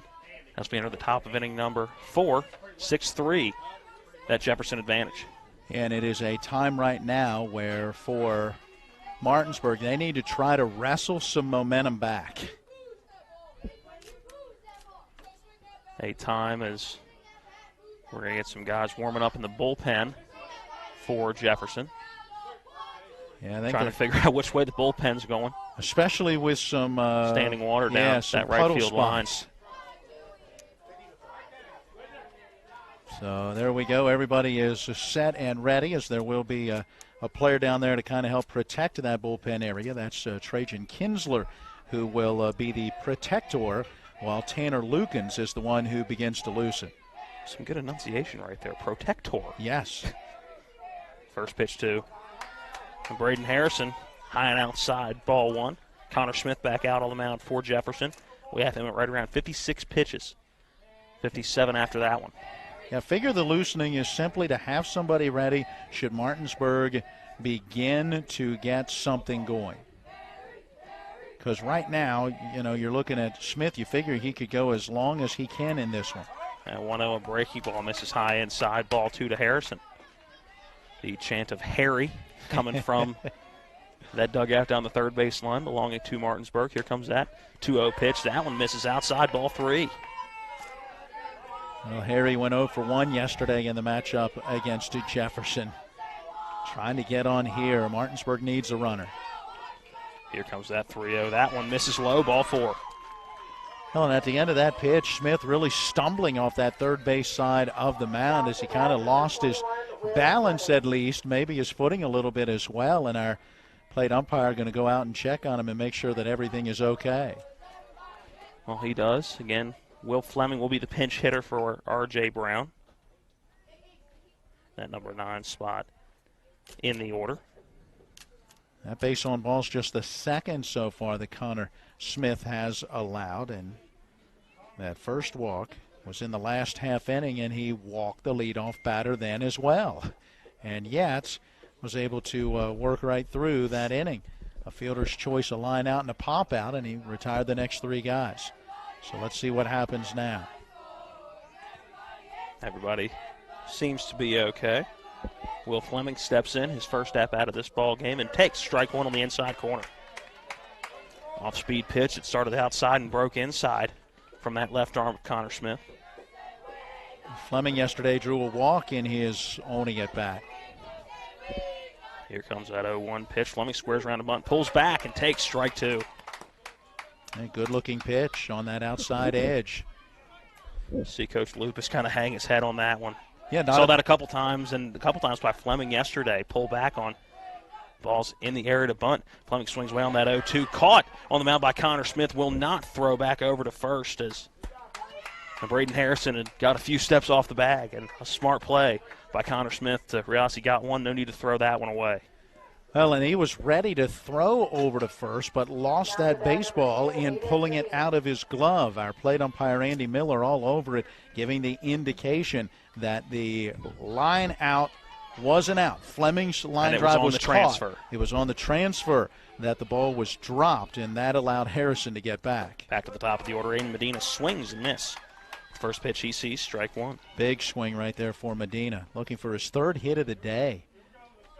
He is 2 for 2, an infield single, and then a line drive single out into right field. Squares around the bunt, pushes it up the third base line, up with it over to first, but safe as Medina beats it out for an infield single. Cole Smith came in, had a good play on the baseball, but Medina's speed once again as he legs it out for his 2nd infield single of the day. Yeah, you got to wonder sometimes why he's not laying it down a little bit more often when you look at just how fast he gets down the line. Moves Braden Harrison up to second base. Again at first is Aiden Medina. Jameer Brown now steps into the batter's box. See, and here's that chance for Martinsburg to pull momentum back into their dugout just a little bit. First pitch to Brown, high for ball 1 so far in this one. And Brown 0 for 1, a strikeout. And RBI also today is there's a strike on the outside corner taken for Jameer Brown. Yeah, called strike. Count evens up 1-1. Yeah, he had that sacrifice bunt to bring in the run back in the 2nd inning. That safety squeeze. Here comes that 1-1. Jameer Brown lifts it into center field, moving over and hauling it in is Brady Robertson, center, 2 down. Yeah, that ball hung a little bit. Plenty of time for Roberts moving in and to his right to be able to get there and make the catch on that one. I don't know, bring up Christian Alter, one of, if not the most dangerous hitter in this Martinsburg lineup. Give Connor Smith credit. He's handled those big hitters. I mean, he's retired Brown now all 3 times. Alter did reach on a bunt fielder's choice with a run batted in back in that first, but he popped out his last time up into shallow left. The first pitch to Alter, high and inside, ball 1. And you look at it, and other than a walk to Braden Oviedo, hasn't really pitched around any of them. He's gone after those power hitters, the 2, 3, 4 in the lineup. And for the most part, it's paid off. Ready with that 1-0 to Alter. Here it is, strike 1 on the outside corner. Good spot to live in if you're Connor Smith. Here comes that 1-1. That one high and a little off the plate. Ball 2. Well, Alter, the guy you want up in this situation. The way he's been swinging the bat, even though he's been retired twice today. Swing and a miss. Alter chased one high and outside for strike 2, helping out Connor Smith on that one. Yeah, another one of those that looks like a beach ball coming in. And yeah, definitely an off-speed pitch coming in, and Alter's eyes getting big, wanting to take that one into the opposite field. Here comes that 2-2 lifted into right field, going over into foul territory is Granado, and had it in his glove, but it pops out and will fall harmlessly to the ground in foul territory. We'll do the 2-2 all over again. Xander Granados had that one in the glove, a little bit of a jump hop at the end. Yeah, I wonder about the jump at the end, unless, again, we can't quite see, but there has been some standing water down there as we watch the guys go to the bullpen. Don't know what he was feeling under his feet as he made that little jump hop at the end, but I think that little jump, moves the eyes just a little bit, or at least the glove, and ended up hitting off the heel. The players in the bullpen going to sprint back to the dugout. Play is halted for them to get back into the friendly confines of the dugout. Kind of offset from the field here. The backstop comes all the way around, then about 4 feet behind the backstop on each end is the dugouts. Ready with that 2-2 again. Dalton, here it is, fouled off right in front of us, hitting the fence. And we'll do the 2-2 again. That's a good view on the camera. It was. If Mike Hornby's watching, he probably just jumped a little bit. Don't worry, Mike, there's a chain link fence in front of us. And we're right by the camera. We would have tried attempted, to make the play. Not guaranteeing it, but would have attempted. Let's do this 2-2 again. Here's Christian Arthur, lifts one into right field, moving over on it is Granados. He will make the catch in right field. Didn't look very comfortable making it, had to fully extend, going to his right, our left, but is able to make a big catch for Jefferson for out number 3. We'll go to the bottom of the 4th. When we come back, your score still 6-3 Jefferson over Martinsburg. At Anthony's Pizza Inwood location, nobody does it better. We make our own dough and we bake it fresh twice daily. That's freshly baked twice a day to make sure your pizza always tastes great. Take advantage of our Anthony's Pizza special offer. Get 2 large one-topping pizzas, just $17.99. And when you buy 3 12-inch subs, the 4th one's on us. For the best in freshly made pizzas, subs, calzones, stromboli, lasagna, and more, it's got to be Anthony's Pizza, 372 Middleway Pike in Inwood. Call 229-7373 for delivery, anthonysmenu.com. Blue Ridge Community and Technical College. Integrated directly with economic and workforce needs of the region, our programs are learner-centered and essential to the needs of a fast-paced global economy. To schedule a visit or to learn more, go to blueridgectc.edu. Take possibility to new heights. Ascend the ridge today. Blue Ridge Community and Technical College.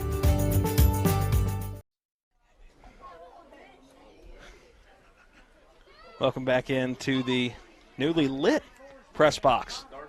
Richie Baldwin has some electricity running through the veins. That light went out just a moment ago. All he did was reach up and touch it, and it was like, bam, back on again. He said, let there be light. Bottom of inning number 4, Jefferson has doubled up Martinsburg. They now lead 6-3. It was a 4-run bottom of the 3rd, and all 6 runs coming in the last 2 at-bats after a scoreless bottom of the 1st. Look at how yesterday's game played out.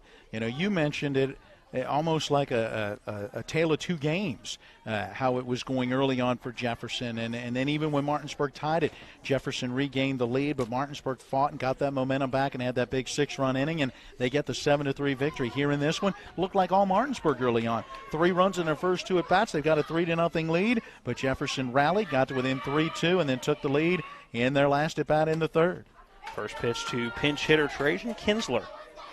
Takes that low and inside, ball 1. Kinsler, the 2nd pinch hitter of this ball game. Still 2 more to go for Jefferson. Here comes that 1-0. Strike 1 right down the middle. Matthew Johns does re-enter. He had been pinch hit for in the last half inning. As we expected, the pitcher re-enters. And is now ready out of the lineup to deliver that 1-1, and a ball just off the plate and apparently a little up to Kinsler. Ball 2. And 2 balls and a strike. Kinsler 0 for 1 in yesterday's matchup against Martinsburg. Ready with that 2-1 check swing at the plate, but called strike 2 at the plate by our home plate umpire. The count now even, 2 balls, 2 strikes. Yeah, Kinsler seemed to be ready, but then at the last minute thought, it's going to be high, and it caught the upper edge of the strike zone. Here comes the break even on the 2-2. Well inside, Kinsler just bails out of the way. Not sure how he got out of the way of that one. And here a couple of chirps from his dugout to wear it. I think you're not staying in there on that fastball. No, he's got a little smile on his face before digging back in. Now the payoff pitch on the 3-2 to Kinsler. That one, strike 3 called on the outside corner. Great pitch, Matthew Johns. And that's just what he and Martinsburg needed, to get that first out, not allow that base runner. He battled back and got the strikeouts. That brings up Ryan Kelly, the shortstop. 0 for 2 on the day, but has come around to score a run, reached on a fielder's choice. First pitch outside off the glove of Pedersen. No harm, no fouls, nobody on. Count now 1-0 to Kelly. John's good size on the mound and works from the windup. Here comes that 1-0 from Johns as Kelly takes a hack at one and fouls it down the first base line, but well out of play, strike one. John's job right now, make sure that the deficit does not grow with Martinsburg right now down 6-3. Johns out of the windup. Here's that 1-1, a off-speed pitch. It stays just above the letters, ball 2. And just a tad bit too high. Johns takes a deep breath on that mound. He's ready to go. Again, out of the windup. Here's that 2-1. Called strike 2. Great location as Kelly watched strike 2 go by. Well, remember, he struck out back in that first inning on a pitch right out on that outer edge, so a good job by Johns to go back out there again. The break-even pitch on the 2-2. Johns out of the windup. A swing and a ball. It's chopped into the hole between short and third into left field. A 4A, one-out single. Ryan Kelly now safely at first, his first hit of the ball game. A nice piece of hitting. Able to turn on that pitch, hit it squarely between the third baseman and the shortstop. And that's why it was so important to get Kinsler. Kelly's such a tough out. Brings up Connor Smith. Smith hoping to help his own cause. First pitch he sees a called strike one. Right on the inside corner. Yeah, good pitch down and in, although a lot of times that's where a left-hand hitter tends to like it. Connor Smith steps in, a batting glove on one hand. It's that right arm. That left hand bare on the bat as takes a hack at the 0-1, a swing and a miss, strike 2. Yeah, the glove on the lead hand. Almost like a golfer. 0-2 the count. Here comes that 0-2 pitch from Matthew Johns. It's missed. It grounds one to second base, bobbling it a little bit up with it. Was Brown flips to shortstop Oviedo, who throws to first, and that'll be a 4-6-3 a double play to end the inning. Great play by Jameer Brown. A good flip to Oviedo, who was covering second as the shortstop. Flip to Sean Parkinson at first, and a good inning for Martinsburg as they get out of a one-out single jam. And we'll go to the top of the fifth when we come back. It's Jefferson 6, Martinsburg 3. Hi, this is Eric from Hagerstown Ford. I keep telling you that Hagerstown Ford has completely changed the car buying experience forever. And with a return policy easier than Walmart, Hagerstown Ford has a goal to deliver 350 cars and trucks per month. And when I say deliver, I mean deliver to you, where you are, just like Amazon does.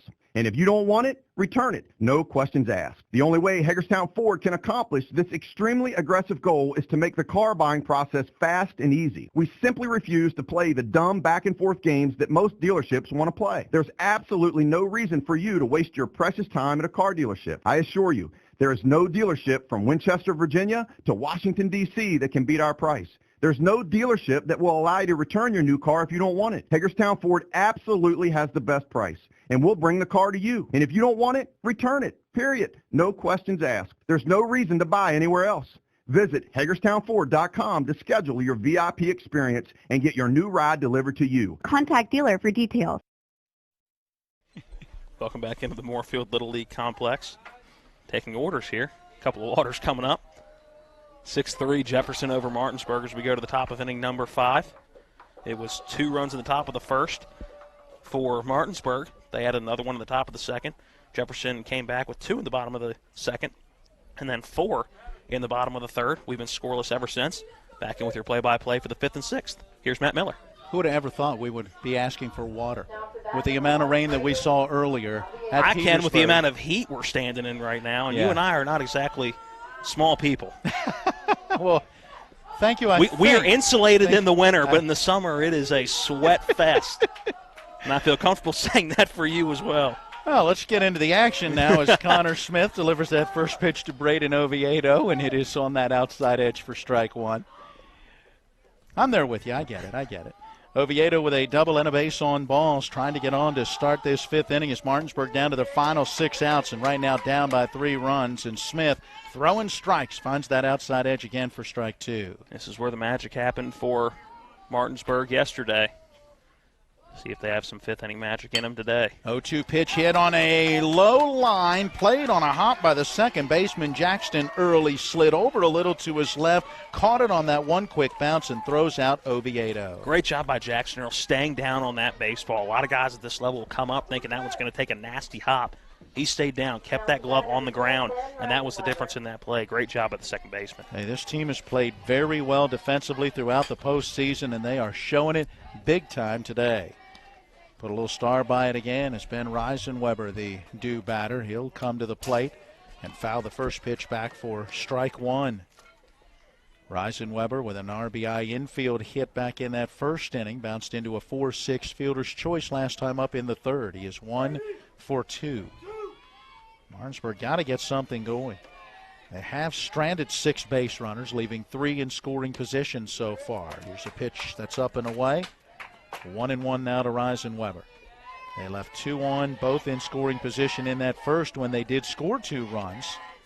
Left 1 on in scoring position in the second when they scored 1 run. Here's a pitch outside for ball 2. 2-1 now to Reisenweber. Left a runner on base, but at first in the third inning, and then left a runner on base, actually 2 on base with 1 at second in their last at bat. Here's the pitch to the plate, sharply hit back up the middle on one hop. Ryan Kelly bends down, fields it, and makes the throw to first. Just good fundamental baseball in the infield right now for Jefferson. Kelly waiting for that one to come up to him on a hop. Didn't necessarily charge it, but as Vic Holmes used to say, he played the baseball. He attacked the baseball. There it is. And made a good throw over to first. We'll have a pinch hitter again in the number 6 spot in the order, as Jalen Blair is going to be called on. He'll be the third different hitter in this number 6 spot.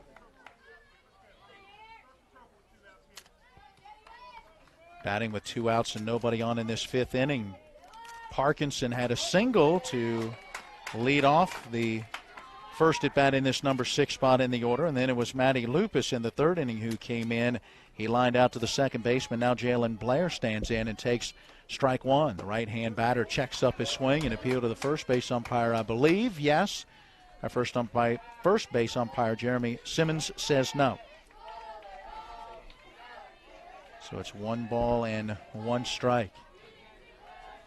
And this is going to be Smith's last batter, hoping to make it an out. He Blair will not, swings, however. lines this one out into that gap in right center field. Moving over Granados, the right fielder has a tick off his glove, and that gives just enough time for Blair to go to second base.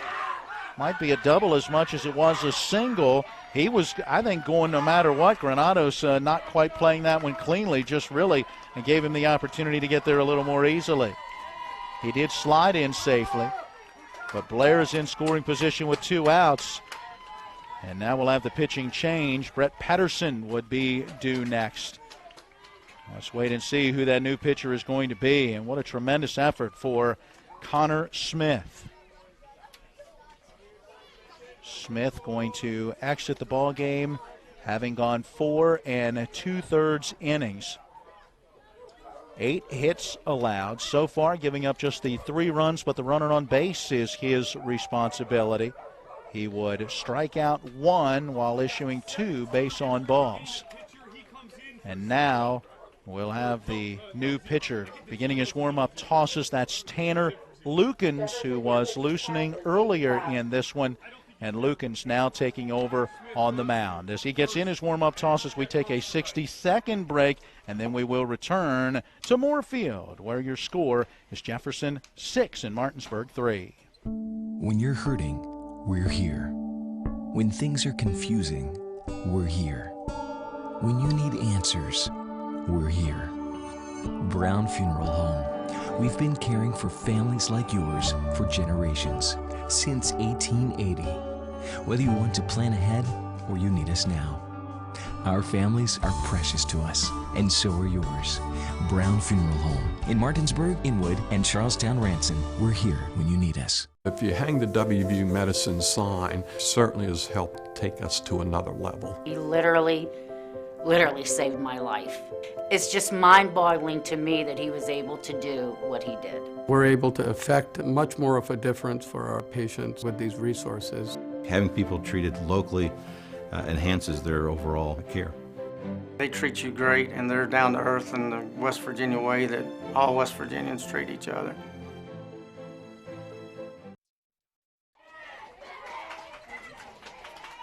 Well, the Martinsburg All-Stars looking for a little two-out rally. With 2 outs in the inning, Jalen Blair delivering a double out into that gap in right center. The final batter for Connor Smith, who wraps things up on the mound. I had 3, 4, 5, 6, 7, 8, 9, 10, exactly 85 pitches thrown. 54 of those went for strikes. And gave up 7 hits, 2 walks, and struck out once. Not a whole lot of strikeouts, but didn't walk anybody. I mean, didn't walk a lot, 2 of them total, and was efficient. So Brett Pedersen stands in the first pitch from Tanner Lukens, and that one is low and outside for ball 1. Pedersen 0 for 2. Takes this next pitch a bit high and away. 2 balls and no strikes. Pedersen with a ground out to short in the first, popped out to second in the third inning. Lukens with that 2-0. Here it comes, and it works outside for ball 3. Lukens in yesterday's loss against Martinsburg gave up a run on no hits in a third of an inning. He struck out 1 but also walked a pair. So back out there again after throwing fewer than 20 pitches yesterday. Lukens to the plate with a pitch up and in. Pedersen draws the 4-pitch base on balls, and Martinsburg has runners at first and second with 2 outs. And here comes Matthew Johns. Johns 0 for 1 with a bounce out to third. That was the Cole Smith diving stop to get up and throw him out in the second inning. Braden Harrison then came in as a pinch hitter in this spot in the fourth and drew a walk. So Matthew Johns back out there for his second at bat. I think we're going to have a special pinch runner. It's going to be Braden Harrison. So get a little more speed on the base paths as Harrison takes over at first base.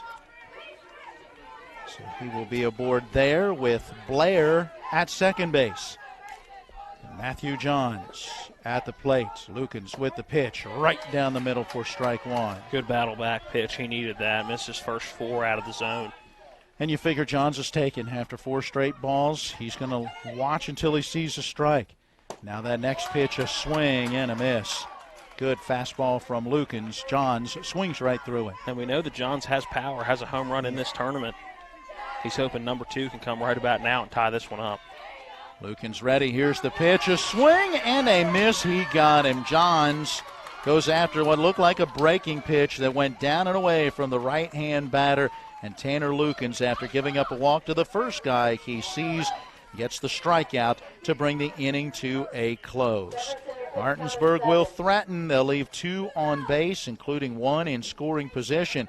And we will go to the bottom half of inning number 5 with your score remaining. Jefferson 6, Martinsburg 3.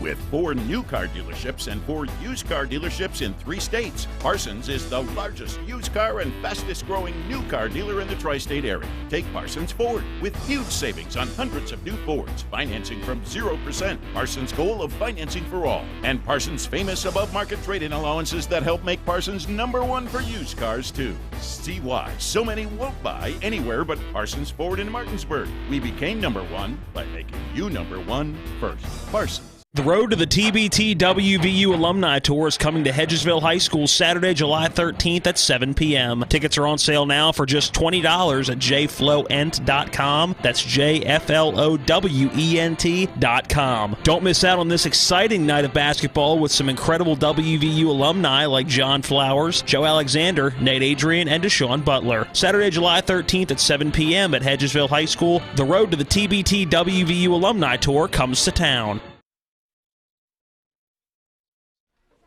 Along with Matt Crawford, I'm Matt Miller, Caleb Falero, our engineer back at the studio. We go to the bottom half of inning number 5. The 5, 6, and 7 hitters are due for the All-Stars of Jefferson. They are out in front in this one. A 6-3 lead and looking for more. They would like to Add a little insurance, if you will. By the way, our Little League International Tournament game broadcast is presented by Talk Radio WRNR Martinsburg under the authority of Little League Baseball and Softball. It may not be rebroadcast or retransmitted without the express written permission of Little League International, South Williamsport, Pennsylvania. Visit Little League online at littleleague.org. Now the first pitch from Matthew Johns to Cole Smith. Misses high for ball one as we get this bottom of the fifth started. And what a guy to be at the plate, Matt, right now. Wants somebody to get it started, he's the man. 2 doubles in this one so far. He takes high again, 2 balls and no strikes. Yeah, Cole Smith has played a great game defensively and has done it at the plate. 2 doubles, 2 runs scored, and 1 run driven in. 2-0 pitch from Johns. Here it comes, and it misses up and in. 3 balls and no strikes. Brady Roberts, Jackson Earl due next. We expect to see some pinch hitters in those roles, though. They still need to get in their final 2. Yep, and this is the at-bat. They need to get it done because they are down to 3 outs away from a district championship as Martinsburg has 1 final at-bat left in the top of the 6th inning. Smith taking all the way, that 3-0 in there for a strike. And now the 3-1, Johns from the wind, and it's up and in. That's ball 4. Smith is on for a 3rd time today. The leadoff base on balls. You look back, and in 4 of the 5 at-bats, the leadoff batter is reached. Aubrey Hobson going to be the pinch hitter here for Brady Roberts.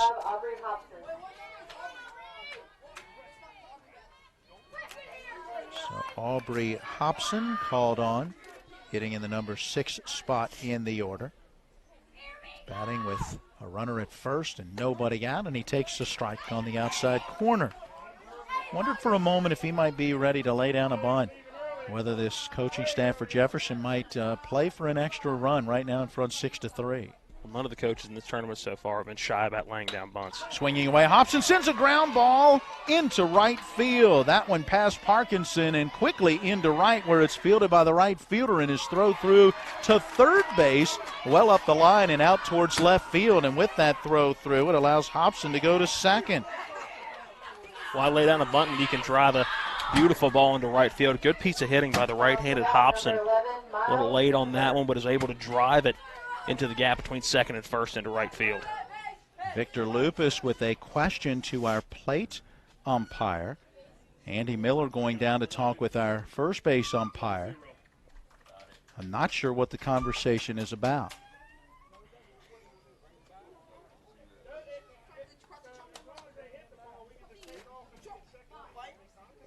Still not sure. I think there's an argument about the runner perhaps leaving too soon at first base as that ball was put in play, which may have ultimately affected Sean Parkinson as the first baseman was moving on that play, and the ball ended up going in behind him. And so now it looks like our umpiring crew will get together to discuss how a situation like that gets handled. Did look like Parkinson was coming back towards the foul line, though, not really in the direction in which that ball was hit.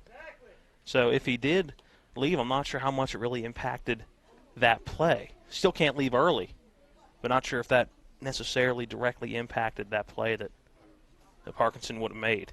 That seems to be the question, though, about that base runner taking off a little early. Let's say the situation was a case where that pitch ended up in the mid of the catcher and that runner ended up down at second base. You can throw up the red flag and say that he left early and put that runner back at first base. And I think that's the argument that our umpiring crew is trying to work their way through. As I thought I could hear Andy Miller say earlier, well, what do you want me to do? I send him back? I mean, but if you do send him back, and then what do you do with the batter and the base hit that went out into right field? Does that become a situation where that hit gets taken off of the board and you bring the batter back? I think they're just going to simply say, It's too much. It's too much to try to figure out what to do in this situation to take everything back. And Victor Lupus isn't going to be happy about it, obviously, but I think in this situation that is the best of both worlds. Yep, so the base runners will stay at his second and third. Cole Smith is at third. Aubrey Hobson is at second. Jackson Earl is the due batter, but it looks like Miles Hoover who will be called on to hit in the number 7 spot in the order once we are ready to play again. Brief conversation between umpire and manager now wrapping up. And now Hoover will step to the plate. 2 key runs in scoring position with nobody out. So time is taken. And I believe we're going to have a protest here. Martin Kimball, you are needed on the playing field. Martin Kimball to the playing field, please. So there you go. We have a protest on that play. Rule book's been brought out. Special people have been called in. Satellites are linking up all over the universe. There's Morse code being given out somewhere in Williamsport right now. I was going to say, probably something's going on down at Warner Robins, then into Williamsport. I mean, we're talking 3 states involved in what is about to happen here. So as that goes on, tell you what we'll do. Let's send it back to the studio. We're going to go ahead and take a 2-minute timeout. I don't think that we're going to get this solved that quickly. So let's take a 2-minute break, and then we will return with more Little League action. We are in the bottom half of inning number 5, and it's Jefferson leading Martinsburg and threatening for more. The score, 6-3. Welcome to La Bella Vita, named for my Grandma Vita. Our mountaintop getaway honors her legacy while complementing the home's spectacular views. This recently renovated property boasts a breathtaking landscape of Deep Creek Lake while providing great open interior spaces for a sensational vacation. You'll immediately notice the great room allows for entertaining, dining, and relaxing after long days on the lake or skiing on the slopes of Whist. Your family and friends will enjoy relaxing in all the open spaces. The home features 6 bedrooms, including 4 that are private suites. And each of the 4 levels of this home feature amazing visibility as far as the eye can see. Like our family, we hope you enjoy making memories here on the mountain. We love sharing the spacious, warm, and inviting home that overlooks the lake. Cheers to the beautiful life, La Bella Vita.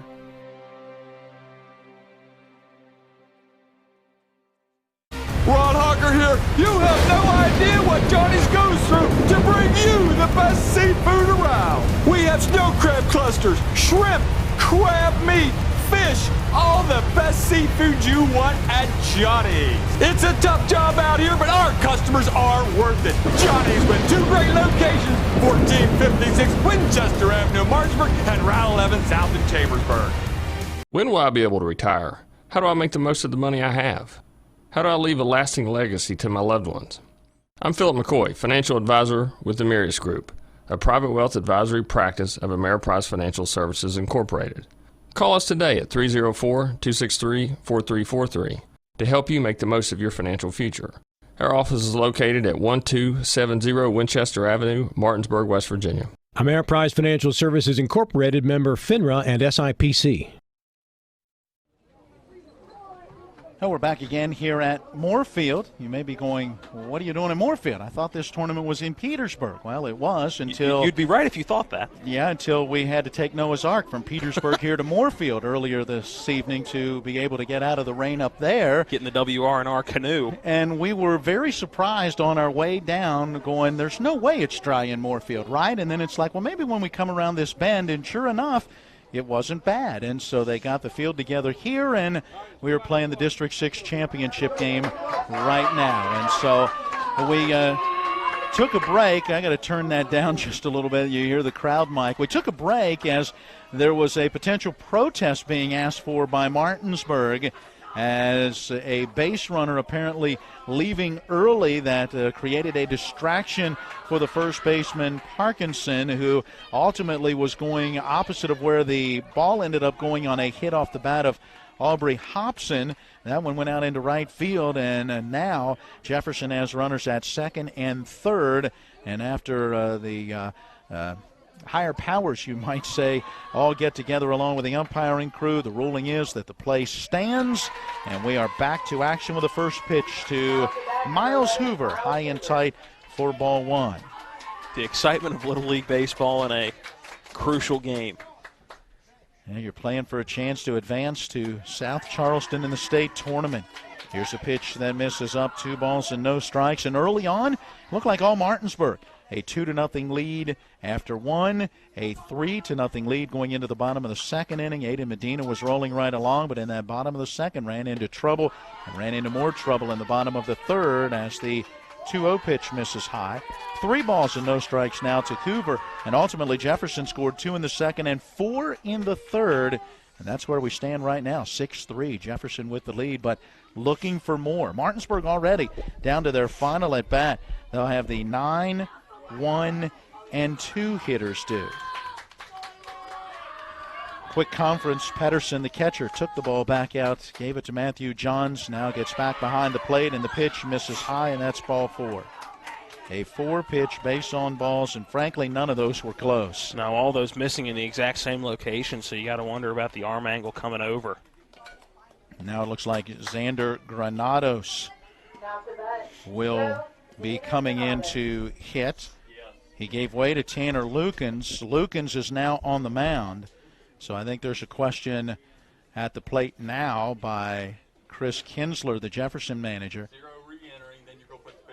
Making sure of the re-entry rule. Yep. Richie Baldwin says, hey, been there, done that. All right, let's go. As Xander Granados will re-enter to hit, but then Lukens will go back out to pitch. It's one of those rare rules or odd rules, if you will, in Little League Baseball where you can almost have an offensive guy and a defensive guy in a particular position if you line things up properly. Martinsburg going to make a pitching change after that base on balls to Hoover, and so before Granados can stand in, it is Christian Alter who will begin his warm-up tosses. So let's send it back to the studio. We'll take a 60-second break, and then we will return. Oh, boy, getting interesting. Nobody out. Bases loaded. Bottom of the 5th inning. Jefferson threatening to add to what's already a 6-3 lead. The National Maritime Center primary mission is to credential all U.S. mariners. We have approximately 250 employees here in Martinsburg, West Virginia. Most people aren't aware of the quality of life here in Berkeley County. We have a lot of employees that are from the area. We obviously have folks that have to do tours here. And it's kind of a little bit of a hidden secret of how nice the quality of life is here.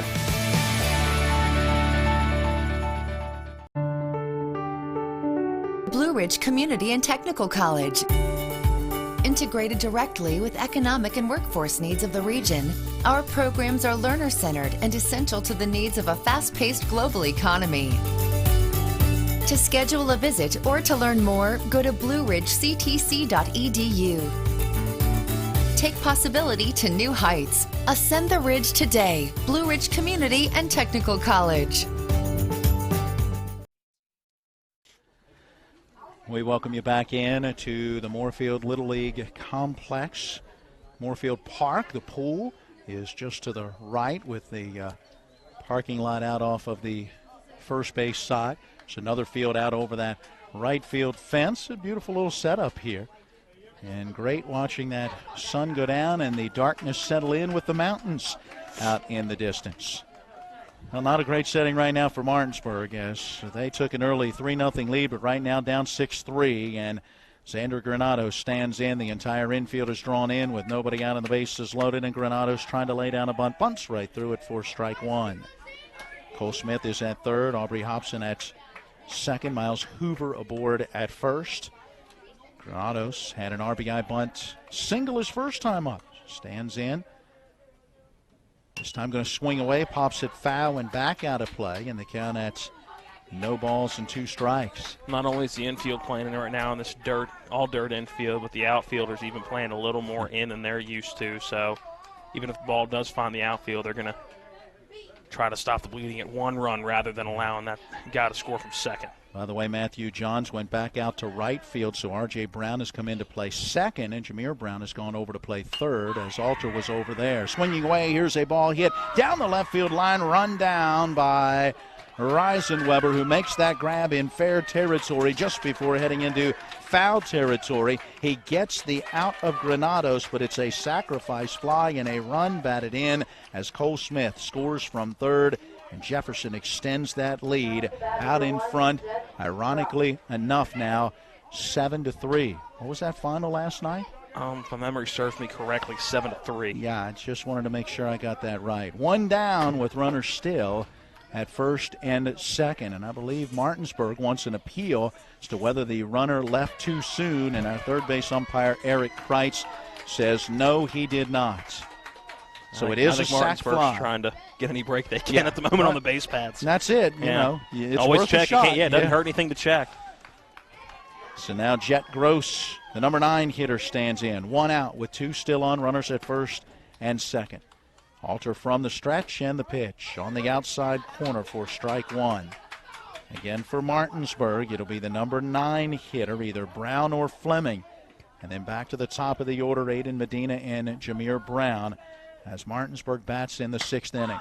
Swinging away, here's a ground ball towards the shortstop, and it gobbles up Braden Oviedo as it ends up bouncing up his glove and wrist and over top of his glove and then in between his legs. Everyone is safe. He is able to track it down before it gets to the outfield grass, and so the runners take just one base with Hobson now at third, Hoover at second, and Gross aboard at first on the E6. And I think that's a case where Hobson moving from second to third may have impacted the vision of the shortstop Oviedo. Go back to the top of the order, and Darren Gilliam swinging at the first pitch, fouls it straight back over the press box for strike one. Now Jefferson had that big 4-run third inning. They are threatening for a big one here. They've got a run in, one out in the bases, loaded. Gilliam takes down and in. 1 ball and 1 strike. Martinsburg trying to get out of this one without any further damage. Right now down 7-3. A big hole to dig out of. That 1-1 pitch. Swing and a miss. And now Gilliam, 1-2. Gilliam was licking his lips on that one. You could tell he stood straight up, kind of shuffled the feet forward a little bit, and he wanted that off-speed pitch.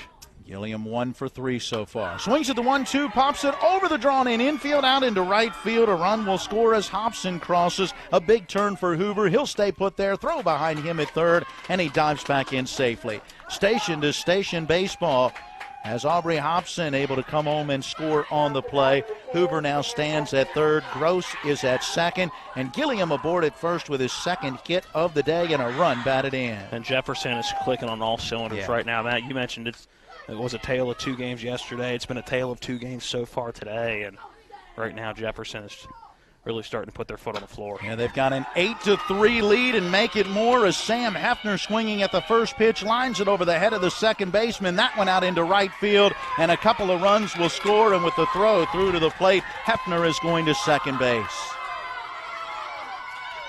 Oh, what a great piece of hitting going the other way with that one.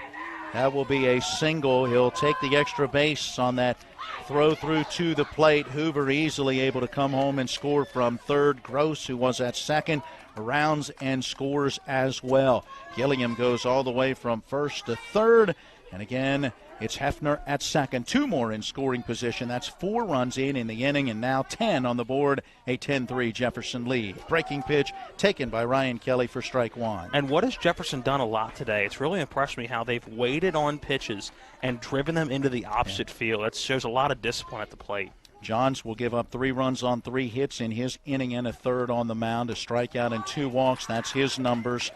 As Alter misses with this pitch high. 1-1 now to Kelly. So far, Christian Alter has given up 1 run. 6 runs were allowed by Aiden Medina through his 2 2/3. Here comes the pitch, and this one grounded sharply but foul just outside that first base bag. Ball and 2 strikes. We talked about it coming in. This Jefferson team, not necessarily scoring a ton of runs. They seem to score them in bunches, right? And every other game, how about that? 13-0 over South Berkeley, and then only scored 5 in a 5-2 win against Martinsburg. Then 11-4, the win over Pie State. Then only scored 3 in a 7-3 loss against Martinsburg. And now here they are today, putting 10 on the board. So every other game they're scoring them in big bunches. Here's a pitch up and in. Kelly ducks out of the way. 2 balls, 2 strikes. Kelly with a single his last time up. He is 1 for 3, has also struck out and reached on a fielder's choice. Has come around to score 1 of the team's 10 runs. Now Jefferson ready to head to South Charleston. 2 ball, 2 strike pitch. Here it comes, down and in. That is ball 3. Hey, we've seen crazier things. Don't give them their ticket quite yet. No, I said they're ready. Not saying they're going yet, but they're getting ready. We have seen much crazier things in Little League Baseball. Here comes the payoff pitch. Swing and a miss. He got it. Kelly a little frustrated with himself as he came up empty on that one. That will be the 2nd out of the inning. First strikeout for Christian Alter. And the 9th batter to hit in the inning will be Connor Smith. They sent 9 to the plate in the 3rd inning when they scored 4 runs. 9th batter in this half inning, and they've scored 4 here as well. Smith with a swing and a miss for strike 1. 10-3, the Jefferson lead. It comes after they trailed by a 3-0 score early. 0-1 pitch. Alter ready. Here he comes. Sharply hit, but foul down that right field line. He was just a little bit out in front of that one. Yeah, split second. Yeah. Smith really got a hold of that one. Yeah, he's got a little bit of a smile on his face. He knew that one felt good coming off the bat. Now Pedersen, the catcher for Martinsburg, with a quick word for his pitcher, Christian Alter. Alter getting that baseball back as Braden Oviedo, the shortstop, will bring it to him. Cole Smith would be due next if Connor Smith can find a way on. Looking back, Connor Smith would be the pitcher of record in this one to pick up the win. Smith in that left-hand box will take as the pitch misses outside. Now 1 ball, 2 strikes. First base is open. Runners at 2nd and 3rd. 4 runs have scored in the inning. 10-3, the Jefferson lead. Here comes that 1-2. Alter to the plate. Off-speed popped foul. First base side, it goes back out of play. Smith well out in front of that one as well. An off-speed pitch that he was a little too eager on. Well, after you line one the way that he did earlier in the at-bat. You like that feeling, even if it goes foul. As a 12-year-old kid, nothing beats that feeling of really getting a hold of one. Alter again with a 1-2 delivery. Inside, and it did hit him. Smith is hit by the pitch, and he will take first base, and the bases are loaded again. And we will have the 10th batter in the half inning as Cole Smith, who got this whole mess started with a base on balls, tries to keep that mess going. This half inning really stretching out as well time-wise, and that's what really makes it so hard for Martinsburg. You got to find a way to get that last out and then somehow try to build up some momentum. That first pitch to Cole Smith missing high for a ball. This will be the 7th batter Christian Alter has faced since he came in. Smith 2 for 2, a couple of doubles and a walk. Swings and fouls it straight back towards us. Count 1 ball, 1 strike. And Smith has had a great game all the way around, defensively and at the plate. This Jefferson team as a whole has done just that. I don't have Jefferson committing a single error defensively. They've gotten solid pitching, and they have hit the baseball. The 1 ball, 1 strike pitch on the inside corner, a called strike 2. And it's not just that Jefferson hasn't made any errors. They've taken away base runners, making plays that are above expectations for this age bracket. Yeah, a couple of stars in the book today, just like we had yesterday for them. And now that 1-2 pitch. Down low and outside in the dirt. Good job by Pedersen, shifting the body out there and blocking that one, holding the runners as the count goes to 2-2. No place to put him, making this a pretty important pitch for Christian Alter. You hate to fall behind 3-2. That means Cole Smith can look for something maybe to hit here. Here is that 2-2. He's a little late on it. Fouls it off the fencing right at the edge of the backstop over in front of the Jefferson first base dugout. We'll do it again at 2 balls, 2 strikes. 10th batter in this bottom half of the 5th inning. Jefferson came into the half inning with a 6-3 lead. They wanted some insurance. They got it. A 10-3 lead right now. 2 ball, 2 strike delivery. Swing and a miss. Smith goes after a high fastball. Comes up empty, and it will bring the inning to a close. A couple of Ks for Christian Alter after coming in relief. But the damage done as 4 more runs are on the scoreboard for Jefferson, and Martinsburg goes into their final at-bat in the top half of the 6th inning, needing runs as the score is Jefferson 10 and Martinsburg 3. At Anthony's Pizza Inwood location, nobody does it better. We make our own dough and we bake it fresh twice daily. That's freshly baked twice a day to make sure your pizza always tastes great. Take advantage of our Anthony's Pizza special offer. Get 2 large 1-topping pizzas, just $17.99. And when you buy 3 12-inch subs, the 4th one's on us. For the best in freshly made pizzas, subs, calzones, stromboli, lasagna, and more, it's got to be Anthony's Pizza, 372 Middleway Pike in Inwood. Call 229-7373 for delivery. Anthony'sMenu.com. It's the late nights. It's the early mornings. It's working in the sunshine and rain and snow. It's the dedication, the care, the hours of training that led to the winner's circle. It's our job, our passion, our lives. We are the horsemen.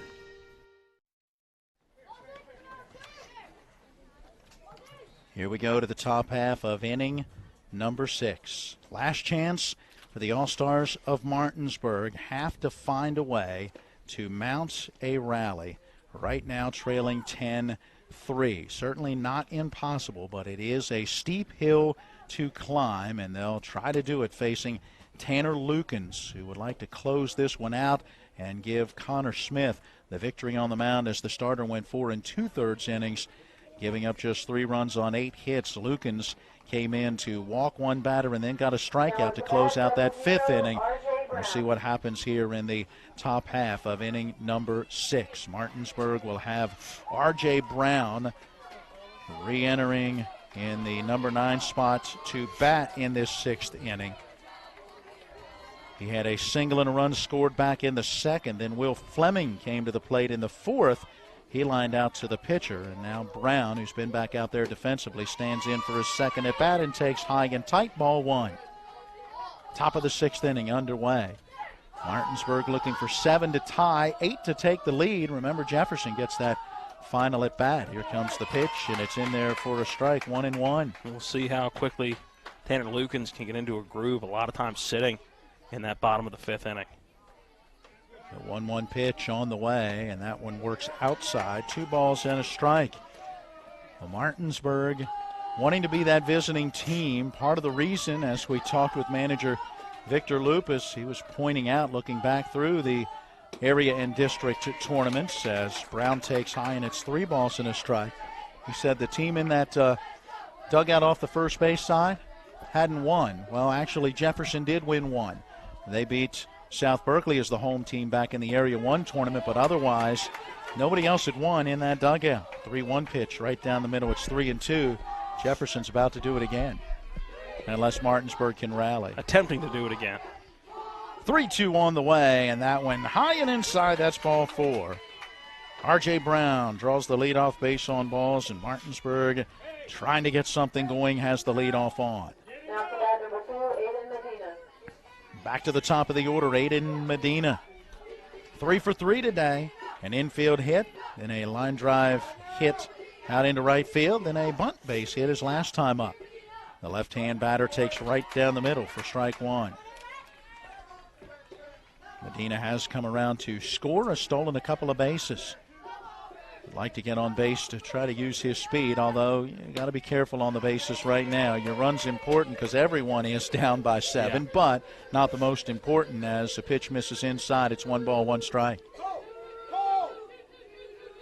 The 1-1 pitch due. Medina in the left-hand box. On the hill, the right-hander Lukens. Here it comes. Pitch inside, goes through to the backstop. Hefner never even got a glove on that one, and Brown takes second base.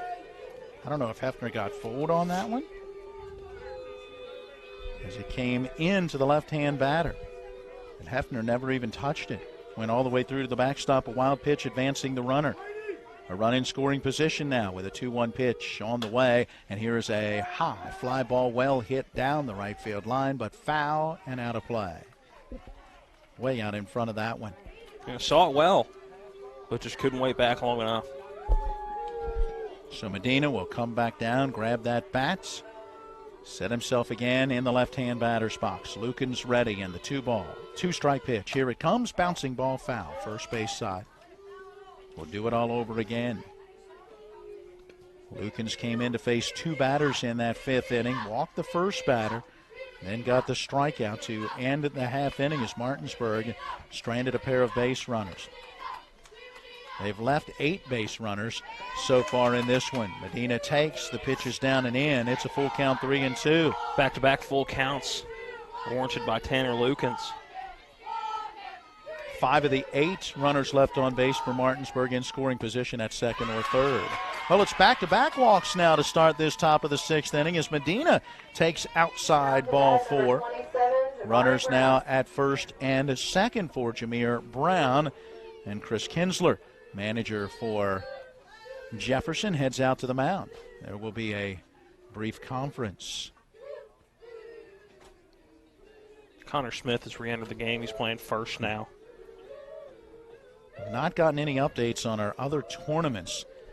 We understood Martinsburg beating Sophia 6-4 at the Senior League State Tournament. Martinsburg and Shinston were getting ready to play Game 2, I understand, of what would be doubleheader action. Martinsburg would have to beat Shinston today to force a decisive championship game tomorrow.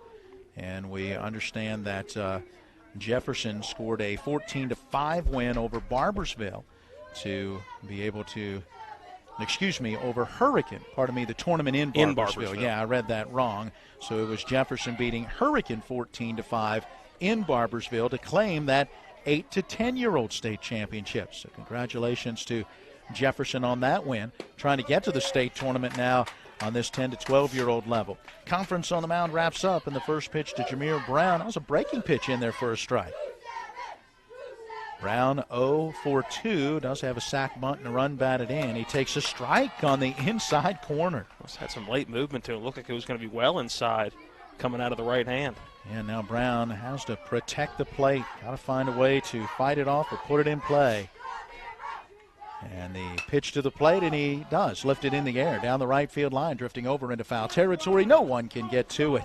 And 2 players tumble to the turf. Connor Smith, the first baseman, along with Jackson Earl, the second baseman, going hard after it, end up hitting the deck at the end of the play. Jet Gross, who is the right fielder, got there as well, but he was able to keep his footing. A lot of foul territory. A lot of other Little League parks. No one would have had a chance at that one. Yeah, that would have been out of play by a good 10, 11 feet. The 0-2 delivery. Down low and outside, bounces off the dirt, and then the face mask of the catcher, Hefner. It goes to the backstop, and the runners move up. Brown to third on the wild pitch, and Medina to second. Count now 1 ball, 2 strikes to Jameer Brown. That 1-2 hit sharply third base side, but foul. And almost getting the manager, Victor Lupus, able to get out of the way. So holding it a ball and 2 strikes. This will be the 6th pitch of the at-bat. Good job by Brown. Battling. Lukens trying to get the first out of the inning after walking the first 2 batters. Runners in scoring position at second and third. Martinsburg needs more than that, though. Swing and a miss at an off-speed pitch. Brown down on strikes. Yeah, Brown had started to time up that fastball. Good pitch and good location by Lukens on the mound. Going with the off-speed over the heart of the plate, but just had that late break to it. First out of the inning brings up Christian Alter. Martinsburg trailing 10-3. And that's a big out for Lukens and Jefferson because you get the first 2 guys on. Obviously a 7-run cushion, but you don't want to play with that too much. That's probably a big sigh of relief on the mound for him. Alter expecting a pitch to miss inside, kind of backs the upper body out of the way, but it catches the inside corner for strike 1. Lukens to the plate, missing down low and away. 1 ball, 1 strike. Alter reached on a bunt fielder's choice that brought home a run in the first, came around to score. After that, a pop out to left and a fly out to right, so he's officially 0 for 3. Lucan's ready, and the pitch lifted in the air into right field and over the head of Gross. That one's going to take a bounce to the fence.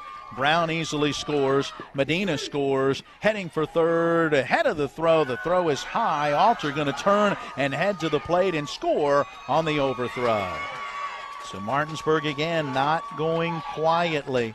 3 runs crossing as Martinsburg draws a little closer, but still need more, trailing 10-6. Got to be a triple with 2 runs batted in for Alter. And then he'll come home and score on the error on the overthrow. And as much as you like all of that, I wonder if you almost don't want a runner to still be on base in this situation. Yeah. This now kind of relaxes everybody for Jefferson, knowing that the bases are loaded. You don't have to worry about anybody scoring. And it kind of starts the inning all over again, but you already have 1 down. Braden Oviedo trying to get it started. Takes that first pitch low and outside, ball 1. So 3 runs scoring in the inning. But Martinsburg still needing more, down 10-6. Oviedo has doubled, walked, and grounded out to second. The 1-0 pitch right down the middle for a strike. 1-1. You hear the dugout chanting O-V, O-V.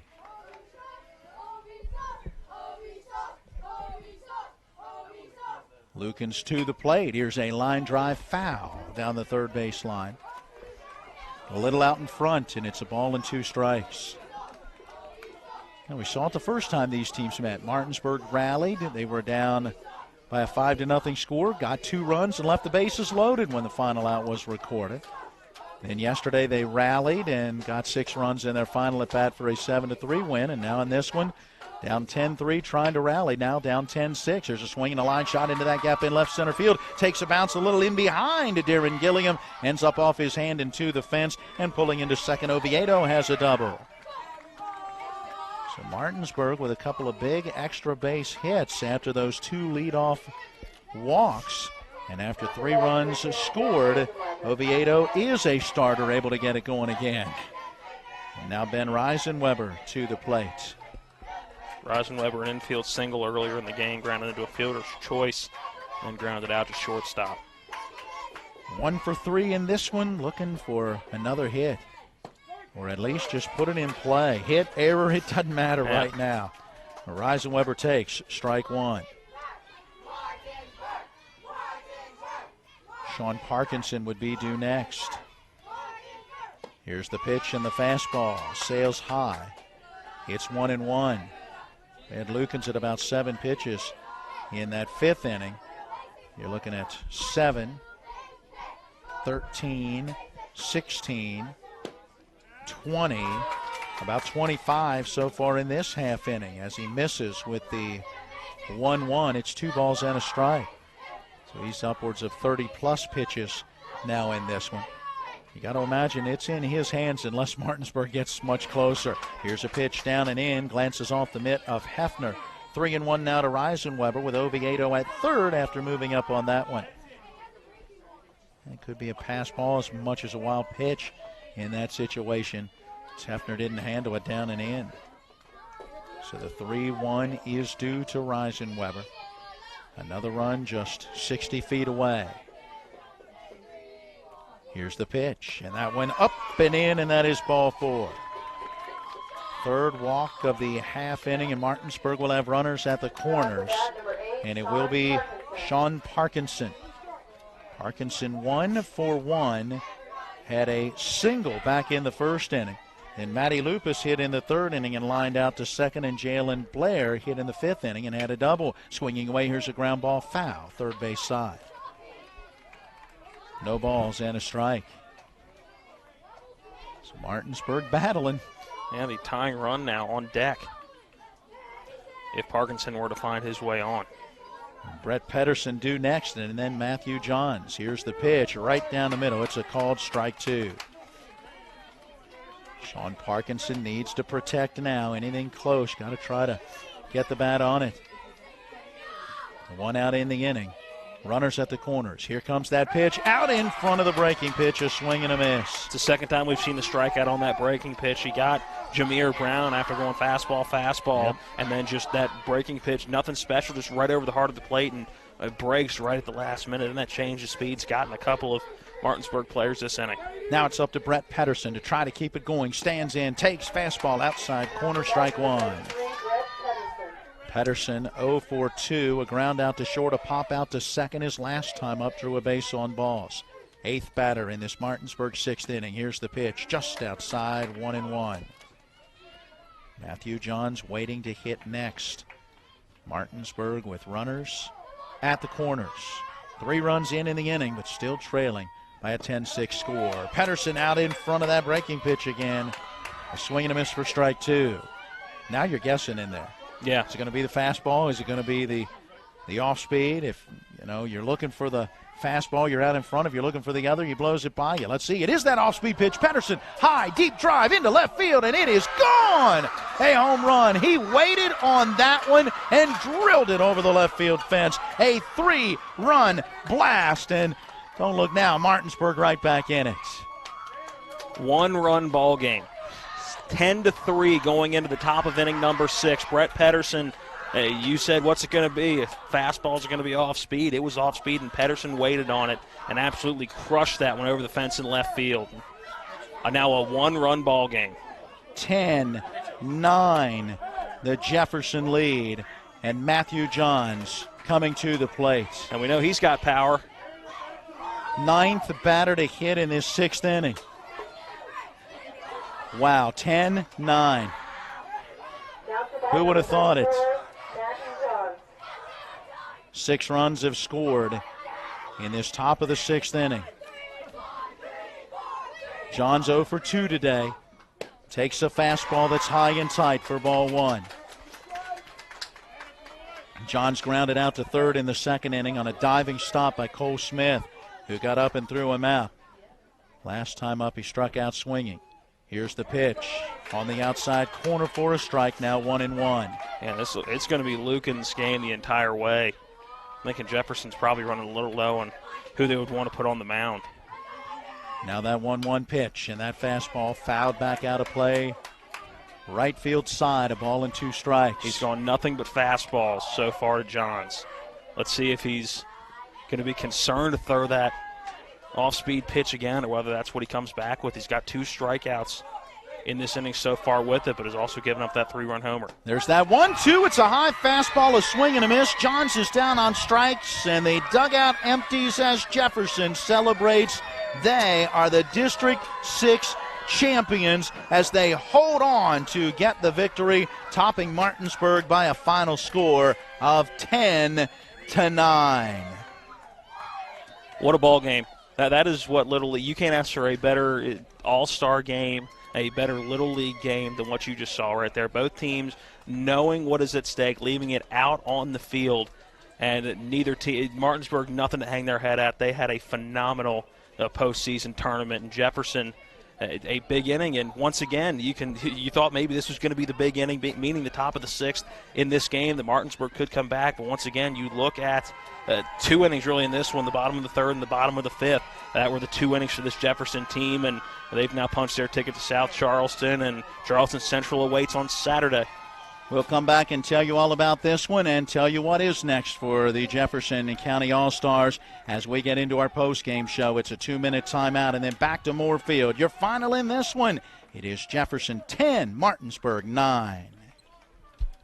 Hi, this is Eric from Hagerstown Ford. I keep telling you that Hagerstown Ford has completely changed the car buying experience forever. And with a return policy easier than Walmart, Hagerstown Ford has a goal to deliver 350 cars and trucks per month. And when I say deliver, I mean deliver to you, where you are, just like Amazon does. And if you don't want it, return it. No questions asked. The only way Hagerstown Ford can accomplish this extremely aggressive goal is to make the car buying process fast and easy. We simply refuse to play the dumb back and forth games that most dealerships want to play. There's absolutely no reason for you to waste your precious time at a car dealership. I assure you, there is no dealership from Winchester, Virginia to Washington, D.C. that can beat our price. There's no dealership that will allow you to return your new car if you don't want it. Hagerstown Ford absolutely has the best price, and we'll bring the car to you. And if you don't want it, return it, period. No questions asked. There's no reason to buy anywhere else. Visit HagerstownFord.com to schedule your VIP experience and get your new ride delivered to you. Contact dealer for details. When you're hurting, we're here. When things are confusing, we're here. When you need answers, we're here. Brown Funeral Home. We've been caring for families like yours for generations, since 1880. Whether you want to plan ahead or you need us now. Our families are precious to us, and so are yours. Brown Funeral Home in Martinsburg, Inwood, and Charlestown Ranson. We're here when you need us. If you hang the WVU Medicine sign, certainly has helped take us to another level. He literally saved my life. It's just mind-boggling to me that he was able to do what he did. We're able to affect much more of a difference for our patients with these resources. Having people treated locally enhances their overall care. They treat you great, and they're down to earth in the West Virginia way that all West Virginians treat each other. Well, along with Matt Crawford, I'm Matt Miller, Caleb Falero, our studio engineer. The District 6 10 to 12-year-old Little League All-Star Tournament has wrapped up, and Jefferson claims the championship. A thrilling 10-9 victory as they hold off Martinsburg. Matt, it looked like all Martinsburg early. 2 runs in the top of the first inning, an RBI bunt fielder's choice for Christian Alter, and an RBI infield single for Ben Reisenweber. Martinsburg did leave a couple on base, though, in scoring position. Had a chance for more, but led 2-0 early. Then you go to the second inning, and they add a run, a one-out single for R.J. Brown. He ultimately comes home to score on a safety squeeze, a sacrifice bunt for a run batted in for Jameer Brown. 3-0 Martinsburg. Aiden Medina looked very strong in that first inning. You're thinking, okay, let's see what happens. Jefferson answered. Yeah, bottom of the second inning, 2 runs for Jefferson. Cole Smith led the inning off with one of his 2 doubles on the day, followed by Brady Roberts, who reached on a 4-pitch walk. It was Jackson Earl grounding one to first base in air on that one, but it drove in a run. That was Cole Smith from second base, and then Xander Granados had a RBI single. That one scored Brady Roberts, and that was the first 2 runs of the game for Jefferson. Scoreless in the top of the third, bottom of the third. It was one of the 2 big innings for Jefferson. The inning led off in that one with a walk from Sam Hefner, and then a ground ball fielder's choice that allowed Ryan Kelly to get on. It retired Hefner. A couple batters later, it was Cole Smith with his second double of the ball game, back-to-back innings, and it drove in Ryan Kelly. Then an infield single put Brady Roberts on base. A inside-the-park 3-run homer by Jackson Earl, and a 4-run inning, and really that's what kind of got the ball rolling for this Jefferson team. Scoreless in the fourth for both. And then the bottom of the fourth, it really looked like Jefferson was going to pull away, got up to a 10-3 lead in that one, that courtesy of 3 hits and 2 walks along with a hit batter. And they come around to score 4, and you're thinking, okay, 10-3. We've seen a lot of things happen in Little League, and I made that point that you don't know what's going to happen. And I'll let you go with that top of the 6th because it was a wild one. It absolutely was. 9 batters came to the plate for Martinsburg, and it was R.J. Brown who got it started with a base on balls. Aiden Medina drew a walk after a Jameer Brown strikeout. Christian Alter with a triple into right field that brought home 2, and thanks to a throwing error to third base trying to get him at third, he was able to come all the way around and score. Braden Oviedo then had to get things started again. He came up with the bases empty, and he doubled. Then came a Ben Reisenweber walk after a strikeout of Sean Parkinson to make the second out of the inning. Brett Pedersen with a deep 3-run home run over that left field fence, got it to within 10-9, but Matthew Johns strikes out swinging on a 1-2 pitch as Tanner Lukens pitched himself right into a save in this one as he closed it out. Actually struck out the side in that 6th inning with a whole lot in between. Yes. Exactly. And so Jefferson holds on for the 10-9 victory, and they are your District 6 champions. We send it back to the studio, take a 1-minute timeout. When we come back, we'll run the numbers, tell you what is next for Jefferson, and then we're on our way home. All right, let's wrap it up after this. Jefferson on top of Martinsburg by a final of 10-9. With 4 new car dealerships and 4 used car dealerships in 3 states, Parsons is the largest used car and fastest growing new car dealer in the tri-state area. Take Parsons Ford with huge savings on hundreds of new Fords, financing from 0%. Parsons' goal of financing for all. And Parsons' famous above-market trade-in allowances that help make Parsons #1 for used cars, too. See why so many won't buy anywhere but Parsons Ford in Martinsburg. We became #1 by making you #1 first. Parsons. The road to the TBT WVU Alumni Tour is coming to Hedgesville High School Saturday, July 13th at 7 p.m. Tickets are on sale now for just $20 at jflowent.com. That's jflowent.com. Don't miss out on this exciting night of basketball with some incredible WVU alumni like John Flowers, Joe Alexander, Nate Adrian, and Deshaun Butler. Saturday, July 13th at 7 p.m. at Hedgesville High School. The road to the TBT WVU Alumni Tour comes to town.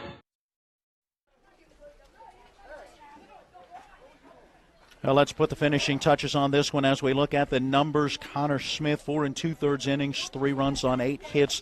He struck out 1, gave up 2 walks, and he is the winning pitcher in the start for Jefferson. Tanner Lukens pitched himself into a save as he ends up giving up 6 runs on 3 hits in an inning and a third. He struck out 4 but also walked 4 batters. He was able to finally close it out, facing the 9th batter of that 6th inning. Aiden Medina, the tough luck loser for Martinsburg, 6 runs allowed on 7 hits in 2 2/3 innings, struck out 1 and walked 2. Matthew Johns gave up 3 runs on 3 hits in an inning and a third. He struck out 1 and walked 2. And Christian Alter in 1 inning allowed a run on 2 hits. He struck out 2, no walks and 1 hit batter. Hey, did these teams hit the baseball? 23 hits combined. Not going to be able to go through them all, but we'll give you a couple of the highlights. As Darren Gilliam had 2 hits in 4 at-bats and drove home a run for Jefferson. Sam Hefner had a walk and a 2 RBI single to his credit.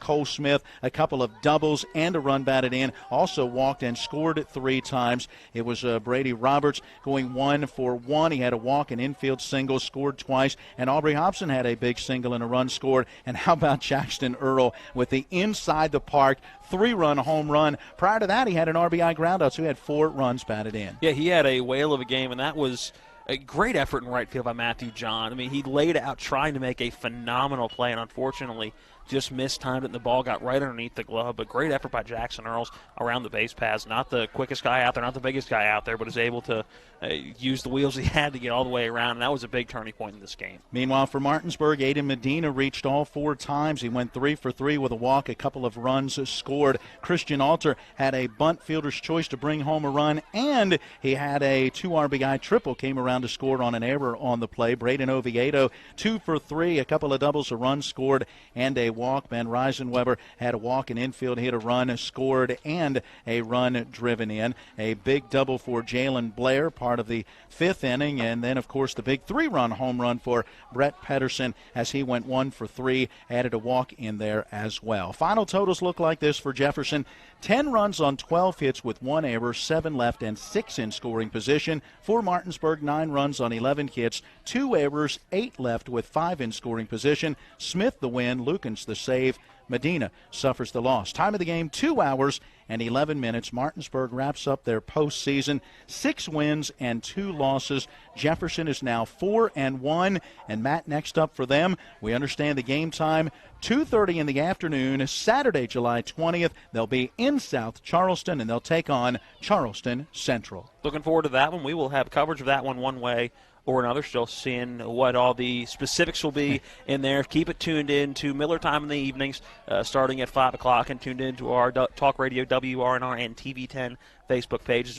We will give you updates from now until then on what our coverage will be. It'll be there. We'll have coverage of it, but still trying to figure out logistics and everything. Just keep it tuned, and we will have it for you one way or another coming next Saturday. That is going to wrap it up for us as we say thank you to each of our sponsors for our Little League baseball coverage. Thanks for joining us at each of our broadcast entities. We want to say a thank you to the managers and coaches providing our lineups and information for the broadcast. And thanks to Nevin Kilmer, District Administrator. Thanks to Richie Baldwin up here at Moorfield and Petersburg, Buddy Alton, all of those who have been so hospitable to us, both at Petersburg and this game being moved to Moorfield here today. Yeah, big thanks to the people here today. They didn't have have a reason to get over here today, but it wanted to allow these kids to play coming so far from home, and so hospitable here, and really just can't thank them enough. For our studio engineer, Caleb Falero, and for Matt Crawford, I'm Matt Miller reminding you our final tonight. It's Jefferson claiming the District 6 championship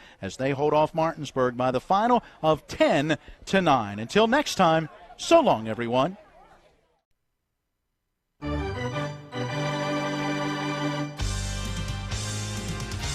We thank you for listening to live play-by-play coverage of Little League All-Star Baseball. Today's game has been brought to you by Trips Floor Sanding and Berkeley Fashion Flooring, Bechtel Jewelers, Miller's Chrysler Dodge Jeep Ram, the Berkeley County Health Department, Procter & Gamble, Mirius Group and Ameriprise Financial Advisors John Everson and Phil McCoy, and Parsons Ford. Little League All-Star Baseball is a special sports broadcast presentation of Talk Radio WRNR, Martinsburg. All rights reserved.